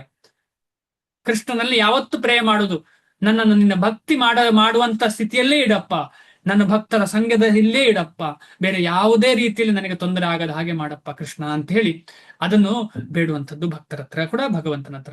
ಉತ್ಸಾಹ, ನಿಶ್ಚಯ, ಧೈರ್ಯ, ತತ್ ಕರ್ಮ ಪ್ರವರ್ತನ. ಆಮೇಲೆ ಭಕ್ತಿಗೆ ಅನುಕೂಲವಾದ ಎಲ್ಲ ಕರ್ಮಗಳನ್ನ ಒಳ್ಳೆ ರೀತಿಯಲ್ಲಿ ಮಾಡುವಂಥದ್ದು. ಭಕ್ತಿಗೆ ಪ್ರತಿಕೂಲವಾದಂತಹ ಸಂಘವನ್ನ ಬಿಡುವಂಥದ್ದು. ಭಕ್ತಿಗೆ ತೊಂದರೆ ಕೊಡುವಂತ ಸಂಘ ನಮಗೆಲ್ಲ ಗೊತ್ತು, ಯಾರ್ಯಾರ ಸಂಘ ಮಾಡಿದ್ರೆ ಭಕ್ತಿಗೆ ತೊಂದರೆ ಆಗ್ತದೆ, ಅದನ್ನ ಆದಷ್ಟು ಕಮ್ಮಿ ಮಾಡುವಂಥದ್ದು, ಬೇಕಾದಷ್ಟೇ ಇಟ್ಕೊಳ್ಳುವಂಥದ್ದು. ಹೃದಯಕ್ಕೆ ಅದನ್ನ ಜಾಸ್ತಿ ತಗೊಳ್ಲಿಕ್ಕಿಲ್ಲ, ಮನಸ್ಸಿನಲ್ಲೇ ವಹಿವಾಟು ಮಾಡುವಂಥದ್ದು. ಸತೋವೃತ್ತೇ, ಆಮೇಲೆ ಒಳ್ಳೆ ಸಂಘ ಮಾಡುವಂಥದ್ದು, ಸಜ್ಜನರ ಸಂಘ ಮಾಡುವಂಥದ್ದು. ಅವರ ಒಂದು ವೃತ್ತಿ ಹೇಗಿದೆ ಅದೇ ರೀತಿಯಲ್ಲಿ, ಅವರ ವೃತ್ತಿ ಅಂತ ಹೇಳಿದ್ರೆ ಅವರ ನಡವಳಿಕೆಯನ್ನು ನಾವು ಕೂಡ ಫಾಲೋ ಮಾಡುವಂಥದ್ದು. ಈ ರೀತಿಯಲ್ಲಿ ಈ ಎಲ್ಲ ವಿಚಾರಗಳನ್ನ ನಾವು ಅನುಸರಿಸಬೇಕು. ಶ್ರೀಲ ಪ್ರಭುಪಾದರು ಏನು ಹೇಳ್ತಾರೆ ಇದನ್ನು ನೋಡೋಣ. ಭಕ್ತರ ಸಹವಾಸದಲ್ಲಿ ವಿವಿಧ ಕರ್ತವ್ಯಗಳನ್ನು ಮಾಡಬೇಕು, ಸತೋವೃತ್ತೇ, ಮತ್ತು ಸಾತ್ವಿಕ ಕಾರ್ಯಗಳಲ್ಲಿಯೇ ಸಂಪೂರ್ಣವಾಗಿ ತೊಡಗಬೇಕು. ಹೀಗೆ ಮಾಡುವ ಮನುಷ್ಯನು ಭಕ್ತಿಯೋಗದ ಪ್ರಕ್ರಿಯೆಯನ್ನು ಯಶಸ್ವಿಯಾಗಿ ಹೃದಯವನ್ನು ತುಂಬಿದ ಉತ್ಸಾಹ, ನಿರಂತರ ಪ್ರಯತ್ನ ಮತ್ತು ದೃಢ ಸಂಕಲ್ಪಗಳಿಂದ ಕಾರ್ಯಗತ ಮಾಡಬಹುದು. ಉಪದೇಶಾಮೃತ 3ನೇ ಶ್ಲೋಕ. ದೃಢ ಸಂಕಲ್ಪದ ವಿಷಯ ಹೇಳಬೇಕಂದರೆ ಇದೊಂದು ಅದ್ಭುತವಾದ ಕತೆ, ನಿಮಗೆಲ್ಲರಿಗೂ ಗೊತ್ತಿರ್ಬೋದು, ಓದೋಣ. ದೃಢ ಸಂಕಲ್ಪದ ವಿಷಯ ಹೇಳಬೇಕೆಂದರೆ ಸಮುದ್ರದ ಅಲೆಗಳಲ್ಲಿ ಮೊಟ್ಟೆಗಳನ್ನು ಕಳೆದುಕೊಂಡ ಗುಬ್ಬಚ್ಚಿಯ ಮೇಲ್ಪಂಕ್ತಿಯನ್ನು ಅನುಸರಿಸಬೇಕು. ಗುಬ್ಬಚ್ಚಿಯು ಸಮುದ್ರ ತೀರದಲ್ಲಿ ಮೊಟ್ಟೆಗಳನ್ನಿಟ್ಟಿತು. ದೊಡ್ಡ ಸಮುದ್ರವು ತನ್ನ ಅಲೆಗಳಲ್ಲಿ ಮೊಟ್ಟೆಗಳನ್ನು ಕೊಚ್ಚಿಕೊಂಡು ಹೋಯಿತು. ಎಲ್ಲರೂ ಶ್ರದ್ಧೆ ಇಟ್ಟು ಕೇಳ್ತಿದ್ದೀರಿ ಅಂತ ಅನ್ಕೊಳ್ತಿದ್ದೀನಿ. ಕತೆ ಅಂತ ಹೇಳಿದ್ರೆ ಸ್ವಲ್ಪ ಕಣ್ಣು ಮುಚ್ಚಿ ಕೇಳುದು ಸಹ ಅಂತ ಹೇಳೋದೆಲ್ಲ ಇದೆಯಲ್ಲ, ಆ ರೀತಿಯ ಕತೆ ಇದು. ಆದ್ರೆ ತುಂಬಾ ಇಂಪಾರ್ಟೆಂಟ್. ಏನನ್ನ ಇಂಪಾರ್ಟೆಂಟ್ ಅಂತ ಹೇಳಿದ್ರೆ ಸಂಪೂರ್ಣವಾಗಿ ಧೈರ್ಯ, ಶ್ರದ್ಧೆ ಇದನ್ನೆಲ್ಲ ನಿರೂಪಿಸುವಂತಹ ಒಂದು ಕತೆ ಇದು. ಗುಬ್ಬಚ್ಚಿಯು ಸಮುದ್ರದ ತೀರದಲ್ಲಿ ಮೊಟ್ಟೆಗಳನ್ನು ಇಟ್ಟಿತು. ಇಮ್ಯಾಜಿನ್ ಮಾಡಿ, ಒಂದು ಚಿಕ್ಕ ಗುಬ್ಬಚ್ಚಿ ಸಮುದ್ರ ತೀರದಲ್ಲಿ ಮೊಟ್ಟೆ ಇಟ್ಟಿತಂತೆ. ದೊಡ್ಡ ಸಮುದ್ರವು ತನ್ನ ಅಲೆಗಳಲ್ಲಿ ಮೊಟ್ಟೆಗಳನ್ನು ಕೊಚ್ಚಿಕೊಂಡು ಹೋಯಿತು. ಸಮುದ್ರ ಏನು ಮಾಡಿತ್ತು, ಆ ಗುಬ್ಬಚ್ಚಿ ಇಟ್ಟಂತಹ ಮೊಟ್ಟೆಯನ್ನ ಅಲೆಗಳ ಮುಖಾಂತರ ಕೊಚ್ಚಿಕೊಂಡು ತಗೊಂಡೋಯ್ತು. ಇದನ್ನು ನೋಡಿ ಗುಬ್ಬಚ್ಚಿಯ ಮನಸ್ಸು ಕದಡಿ ಹೋಯಿತು. ನಮ್ಗೆಲ್ಲ ಆಗತ್ತೆ ಇದು ತೊಂದರೆ. ಈ ರೀತಿಯಲ್ಲಿ ನಮ್ಮದೇನಾದ್ರೂ ಕಳ್ಕೊಂಡು ಹೋದ್ರೆ ನಮ್ಗೆ ಎಷ್ಟು ಕಷ್ಟ ಆಗತ್ತೆ ಅಲ್ವಾ? ಏನೇ ಇರ್ಲಿ, ಕಥೆಯನ್ನು ನೋಡೋಣ. ತನ್ನ ಮೊಟ್ಟೆಗಳನ್ನು ಹಿಂದೆ ಕೊಡುವಂತೆ, ಹಿಂದಿರುಗಿಸುವಂತೆ ಸಮುದ್ರವನ್ನು ಕೇಳಿತು ಗುಬ್ಬಚ್ಚಿ. ಸಮುದ್ರವು ಈ ಮನವಿಗೆ ಕಿವಿ ಕೊಡಲೇ ಇಲ್ಲ. ಆದ್ದರಿಂದ ಗುಬ್ಬಚ್ಚಿಯು ಸಮುದ್ರವನ್ನು ಬತ್ತಿಸಿ ಬಿಡಲು ತೀರ್ಮಾನಿಸಿತು. ಗುಬ್ಬಚ್ಚಿ ಸಮುದ್ರವನ್ನು ಬತ್ತಿಸಿ ಬಿಡಲು ತೀರ್ಮಾನಿಸಿತು. ತುಂಬಾ ಇಂಪಾರ್ಟೆಂಟ್ ಇಲ್ಲಿ. ಗುಬ್ಬಚ್ಚಿ ಎಷ್ಟು ಚಿಕ್ಕದು, ಸಮುದ್ರದಲ್ಲಿರುವ ನೀರು ಎಷ್ಟು, ಅದನ್ನ ಗುಬ್ಬಚ್ಚಿ ಬತ್ತಿಸುವಂತ ಚಿಂತನೆ ಇದೆ. ಭಕ್ತಿ ಎಷ್ಟು ದೊಡ್ಡದು, ಕೃಷ್ಣ ಎಷ್ಟು ದೊಡ್ಡವ, ಅವನ ಸೇವೆ ಮಾಡೋದು ನಂಗೆ ಸಾಧ್ಯ ಇಲ್ಲ ಅಂತ ಮಾಡೋದು ಮೂರ್ಖ. ಆಗುದಿಲ್ಲ ಅಂತ ಹೇಳುದು ಮೂರ್ಖರ ಶಬ್ದಕೋಶದಲ್ಲಿ ಇರುವುದು ಅಂತ ಹೇಳಿ ಶ್ರೀಲ ಪ್ರಭುಪಾದರು ಹೇಳ್ತಾರೆ. ಅದು ತನ್ನ ಪುಟ್ಟ ಕೊಕ್ಕಿನಿಂದ ನೀರನ್ನು ತೆಗೆದು ಹಾಕಲು ಪ್ರಾರಂಭಿಸಿತು. ಅಸಾಧ್ಯವಾದುದನ್ನು ಸಾಧಿಸಬೇಕೆಂಬ ಈ ಸಂಕಲ್ಪವನ್ನು ಕಂಡು ಎಲ್ಲರೂ ನಕ್ಕರು. ಗುಬ್ಬಚ್ಚಿಯ ಕೆಲಸ ಸುದ್ದಿ ಹಬ್ಬಿತು. ಎಲ್ಲರಿಗೂ ಗೊತ್ತಾಯ್ತು. ಎಲ್ಲರೂ ತಮಾಷೆ ಮಾಡಿ ಮಾಡಿ ಎಲ್ಲರಿಗೂ ಗೊತ್ತಾಯ್ತು. ಕಡೆಗೆ ಶ್ರೀ ವಿಷ್ಣುವಿನ ಬೃಹದಾಕಾರದ ವಾಹನ ಗರುಡನಿಗೆ ಇದು ತಿಳಿಯಿತು. ಅವನಿಗೆ ತನ್ನ ಈ ಪುಟ್ಟ ಸೋದರಿ ಹಕ್ಕಿಯ ವಿಷಯದಲ್ಲಿ ಅನುಕಂಪ ಆಯಿತು. ಅವನು ಗುಬ್ಬಚ್ಚಿಯನ್ನು ನೋಡಲು ಬಂದನು. ಪುಟ್ಟ ಗುಬ್ಬಚ್ಚಿಯ ಸಂಕಲ್ಪವನ್ನು ನೋಡಿ ಅವನಿಗೆ ತುಂಬಾ ಖುಷಿಯಾಯಿತು, ತುಂಬಾ ಸಂತೋಷವಾಯಿತು. ಅವನು ನೆರವಾಗುವನೆಂಬ ಮಾತು ಕೊಟ್ಟ. ನಾನ್ ನಿನಗೆ ಹೆಲ್ಪ್ ಮಾಡ್ತೇನೆ ಅಂತ ಹೇಳಿದ. ಒಂದೇ ಫ್ಯಾಮಿಲಿ ಅಲ್ವಾ, ಒಂದೇ ಫ್ಯಾಮಿಲಿ ಹೀಗೆ ಆಗ್ತದೆ. ಈಗ ಕೆಲವು ಕಂಪನಿಗಳಲ್ಲಿ ಅಷ್ಟೇ ಫ್ಯಾಮಿಲಿಯವರನ್ನೇ ಸೇರಿಸುದು ಉಂಟು.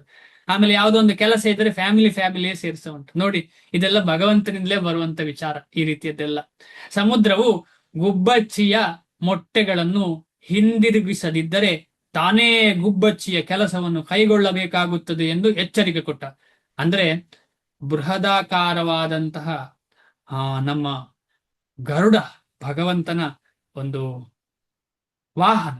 ಅಂದ್ರೆ ಭಗವಂತನ ವಾಹನ ಅಂದ್ರೆ ಭಗವಂತನಿಗಿರುವ ಶಕ್ತಿ ಎಲ್ಲ ಅವನಿಗಿದೆ ಅಂತ ಅರ್ಥ. ಅಂದ್ರೆ ಸಮುದ್ರ ನಗಣ್ಯ ಗರುಡನ ಮುಂದೆ. ಸಮುದ್ರವು ಹೆದರಿ ಮೊಟ್ಟೆಗಳನ್ನು ಹಿಂದಕ್ಕೆ ಕೊಟ್ಟಿತು. ಹೀಗೆ ಗರುಡನ ಕೃಪೆಯಿಂದ ಗುಬ್ಬಚ್ಚಿಗೆ ಸುಖವಾಯಿತು. ಆದ ಕಾರಣ ನಮ್ಮ ಭಕ್ತಿಯಲ್ಲಿ ಯಾರು ಗರುಡ? ನಮಗೆ ಯಾರಾದ್ರೂ ಹೇಳ್ತೀರಾ? ನಮಗೆ ಭಕ್ತಿ ಮಾಡ್ಲಿಕ್ಕೆ ಸಾಧ್ಯ ಇಲ್ಲ, ಆದ್ರೆ ನಾವು ದೃಢ ಸಂಕಲ್ಪದಿಂದ ಮಾಡ್ಲಿಕ್ಕೆ ಶುರು ಮಾಡಿದರೆ ಯಾರು ಗರುಡ? ಗುರುಗಳು ಪ್ರಭುಜಿ. ಹರಿಬೋಲ್. Thank you. ಗುರುಗಳು ವೈಷ್ಣವರೇ ಗರುಡ ನಮಗೆ. ಅಂದ್ರೆ ಗರುಡನೇ ವೈಷ್ಣವ. ಧನ್ಯವಾದ. ಮುಂದೆ ಹೋಗ್ತೀನಿ. ಹೀಗೆಯೇ ಯೋಗ ಅಭ್ಯಾಸವು, ಅದರಲ್ಲಿಯೂ ಕೃಷ್ಣ ಪ್ರಜ್ಞೆಯಲ್ಲಿನ ಭಕ್ತಿ ಯೋಗವು ತುಂಬಾ ಕಠಿಣವಾದದ್ದು ಎಂದು ತೋರಬಹುದು ಅಂದ್ರೆ ಕಾಣುದಷ್ಟೇ. ನಿಜವಾಗಿ ಭಕ್ತಿ ಕಷ್ಟ ಅಲ್ಲ. ಕಷ್ಟ ಯಾಕೆ ಅಂತ ಹೇಳಿದ್ರೆ ನಮಗೆ ಆ ತೋರುವ ಕಾರಣ ಕಷ್ಟ. ಆದರೆ ಯಾರಾದರೂ ಗಟ್ಟಿ ಸಂಕಲ್ಪದಿಂದ ಅಂತ ಹೇಳೋದು ತುಂಬಾ ಇಂಪಾರ್ಟೆಂಟ್. ಅಂದ್ರೆ ಎಲ್ಲ ತೊಂದರೆಗಳಲ್ಲಿ ಕೂಡ ಅಡಚಣೆಗೆ ಒಳಗಾಗದೆ ಭಕ್ತಿಯನ್ನು ಮಾಡ್ತೇನೆ ಅಂತ ಹೇಳುವ ಸಂಕಲ್ಪದಿಂದ, ಅದು ಮಾತ್ರ ಅಲ್ಲ, ಸಂಕಲ್ಪ ತಕೊಂಡು ಬಿಡುವುದಲ್ಲ, ತತ್ವಗಳನ್ನು ಅನುಸರಿಸಿದರೆ. ಹೆಚ್ಚಿನವರು ನಾವೇನ್ ಮಾಡ್ತೇವೆ, ಸಂಕಲ್ಪ ತಕೊಂಡು ಅಲ್ಲಿ ಹೋಗಿ ಭಕ್ತಿ ಮಾಡ್ಲಿಕ್ಕೆ ಪ್ರಯತ್ನ, ತತ್ವಗಳನ್ನು ಫಾಲೋ ಮಾಡುವುದಿಲ್ಲ. ಈಗ ಉದಾಹರಣೆಗೆ ಆಹಾರ ಸೇವಿಸುವ ತತ್ವ, ಅದನ್ನು ಫಾಲೋ ಮಾಡುವುದಿಲ್ಲ. ಭಗವದ್ಗೀತೆಯಲ್ಲಿ ಹೇಳಿದೆ ಕಮ್ಮಿ ತಿನ್ಬೇಕು ಅಂತ ಹೇಳಿ, ಅಥವಾ ಸಿಸ್ಟಮ್ ಇರಬೇಕು ಭಕ್ತಿಯಲ್ಲಿ, ಅದ್ಯಾವುದು ಫಾಲೋ ಮಾಡುವುದಿಲ್ಲ. ಬೇಕಾದಲ್ಲಿ ಹೋಗುದು, ಭಕ್ತರ ಜೊತೆ ಹೋಗಿ ಪಾನಿಪುರಿ ತಿನ್ನುದು, ಎಲ್ಲಿ ಭಕ್ತಿಯಲ್ಲೇ ಈ ರೀತಿಯಲ್ಲಿ ಮಾಡ್ತೇವೆ. ಅದು ಯಾರಿಗೆ? ಅದನ್ನು ಯೋಚನೆ ಮಾಡಬೇಕು. ಇನ್ನು ಆಸೆ ಇರುವವನಿಗೆ, ನಮಗೆ 15, 20, 40 ವರ್ಷ ಆದ ಮೇಲೆ ಆಸೆ ಇದೆ ಅಂತ ಹೇಳಿದ್ರೆ ನಾವು ಇನ್ನು ಯಾವಾಗ ಬೆಳವಣಿಗೆ ಆಗುದು? ಯಾವಾಗ ಬೆಳವಣಿಗೆ ಆಗುದು? ನಾವು ನೋಡ್ತೇವೆ 60, 70 ವರ್ಷ ಆದ್ರೂ ಕೂಡ ಐಸ್ ಕ್ರೀಮ್ ತಿನ್ಬೇಕು ಅಂತ ಆಸೆ, 60, 70 ವರ್ಷ ಆದ್ರೂ ಕೂಡ. ಆಮೇಲೆ ಗುಲಾಬ್ ಜಾಮೂನ್ ಜಾಸ್ತಿ ತಿನ್ಬೇಕು ಅಂತ ಆಸೆ. ಈ ಆಸೆಗೆ ನಾವು ಕಂಟ್ರೋಲ್ ಮಾಡ್ಲಿಲ್ಲ ಅಂತ ಹೇಳಿದ್ರೆ ಭಕ್ತಿ ಕಷ್ಟ. ಯಾಕೆಂತ ಹೇಳಿದ್ರೆ ಅದೊಂದೇ ಲೂಸ್ ಪಾಯಿಂಟ್ ಇಟ್ಟುಕೊಂಡು ನಮಗೆ ಏನೆಲ್ಲ ನಡೀತದೆ ಜೀವನದಲ್ಲಿ, ಏನೆಲ್ಲ. ಇದೊಂದು ಉದಾಹರಣೆ ಲೂಸ್ ಪಾಯಿಂಟ್. ಇಂತಹ ಲೂಸ್ ಪಾಯಿಂಟ್ ಅನ್ನೇ ಕಾಯ್ತಾ ಇರ್ತದೆ ಮನಸ್ಸು. ಏಕೆಂದರೆ ನಿಶ್ಚಯವಾಗಿ ಭಗವಂತನ ಸಹಾಯ ಮಾಡುತ್ತಾನೆ ಈ ರೀತಿಯಲ್ಲಿ ನಾವು ತತ್ವಗಳನ್ನು ಅನುಸರಿಸಿದರೆ. ಆದ ಕಾರಣ ತತ್ವವನ್ನು ಅನುಸರಿಸುವುದು ತುಂಬಾ important. Rules and regulation follow ಮಾಡುದು, ಆಮೇಲೆ ಭಕ್ತಿಯ ತತ್ವಗಳನ್ನು ಅನುಸರಿಸುವುದು ತುಂಬಾ ತುಂಬಾ ಇಂಪಾರ್ಟೆಂಟ್. ಸಂಕಲ್ಪ ಬೇಕು, ತತ್ವಗಳನ್ನು ಅನುಸರಿಸಬೇಕು. ಆಗ ಗುರು ಮತ್ತು ಕೃಷ್ಣ ಪ್ರಸಾದ, ಭಕ್ತಿ ಲತಾ ಬೀಜ, ನಮ್ಮಲ್ಲಿರುವಂತಹ ಭಕ್ತಿ ಲತೆ ಮೇಲೆ ಮೇಲೆ ಬೆಳಿಲಿಕ್ಕೆ ಸಾಧ್ಯ. ಹೇಗೆ ಸಾಧ್ಯ ಅಂತ ಹೇಳಿದ್ರೆ ಈ ಗಟ್ಟಿ ಸಂಕಲ್ಪ ಮತ್ತು ತತ್ವಗಳನ್ನ ಫಾಲೋ ಮಾಡೋದ್ರಿಂದ, ಭಗವಂತ ಮತ್ತು ಗುರುಗಳು ಭಕ್ತರು ನಮಗೆ ಮಾಡುವಂತ ಸಹಾಯದಿಂದ. ನಾವು ಮುಂದೆ ಹೋಗ್ಲಿಕ್ಕೆ ಸಾಧ್ಯ ಇಲ್ಲ ಅವರ ಸಹಾಯ ಇಲ್ಲದೆ. ಏಕೆಂದರೆ ತಮಗೆ ತಾವೇ ನೆರವಾಗುವವರಿಗೆ ಭಗವಂತನು ನೆರವಾಗುತ್ತಾನೆ. ನಾವು ಯಾವಾಗ ನಾವೇ ಇಂಪ್ರೂವ್ ಆಗಬೇಕು, ಭಗವಂತನ ಸಂಘ ಸಿಗ್ಬೇಕು ಅಂತ ನಾವೇ ಚಿಂತನೆ ಮಾಡುವಾಗ ಭಗವಂತ ಯಾರಾದರೂ ಭಕ್ತರನ್ನ ಗುರುಮುಖೇನ ಕಳಿಸಿ, ಗುರುವನ್ನ ಕಳಿಸಿ ನಮಗೆ ಈ ಭಕ್ತಿಯಲ್ಲಿ ಮುಂದೆ ಹೋಗ್ಲಿಕ್ಕೆ ಸಂಪೂರ್ಣ ಸಹಕಾರ ಸಿಗ್ತದೆ ಭಗವಂತನಿಂದ. ಹರೇ ಕೃಷ್ಣ. ಶ್ರೀಲ ಪ್ರಭುಪಾದರಿಗೆ ಜಯವಾಗಲಿ. ಯಾರಿಗಾದ್ರೂ ಏನಾದ್ರೂ ನಾನು ಹೇಳದ್ದು ಅಥವಾ ನಾನು ಹೇಳಿದ್ರಲ್ಲಿ ತಪ್ಪಿದ್ರೆ ಖಂಡಿತವಾಗಿ ಹೇಳಿ.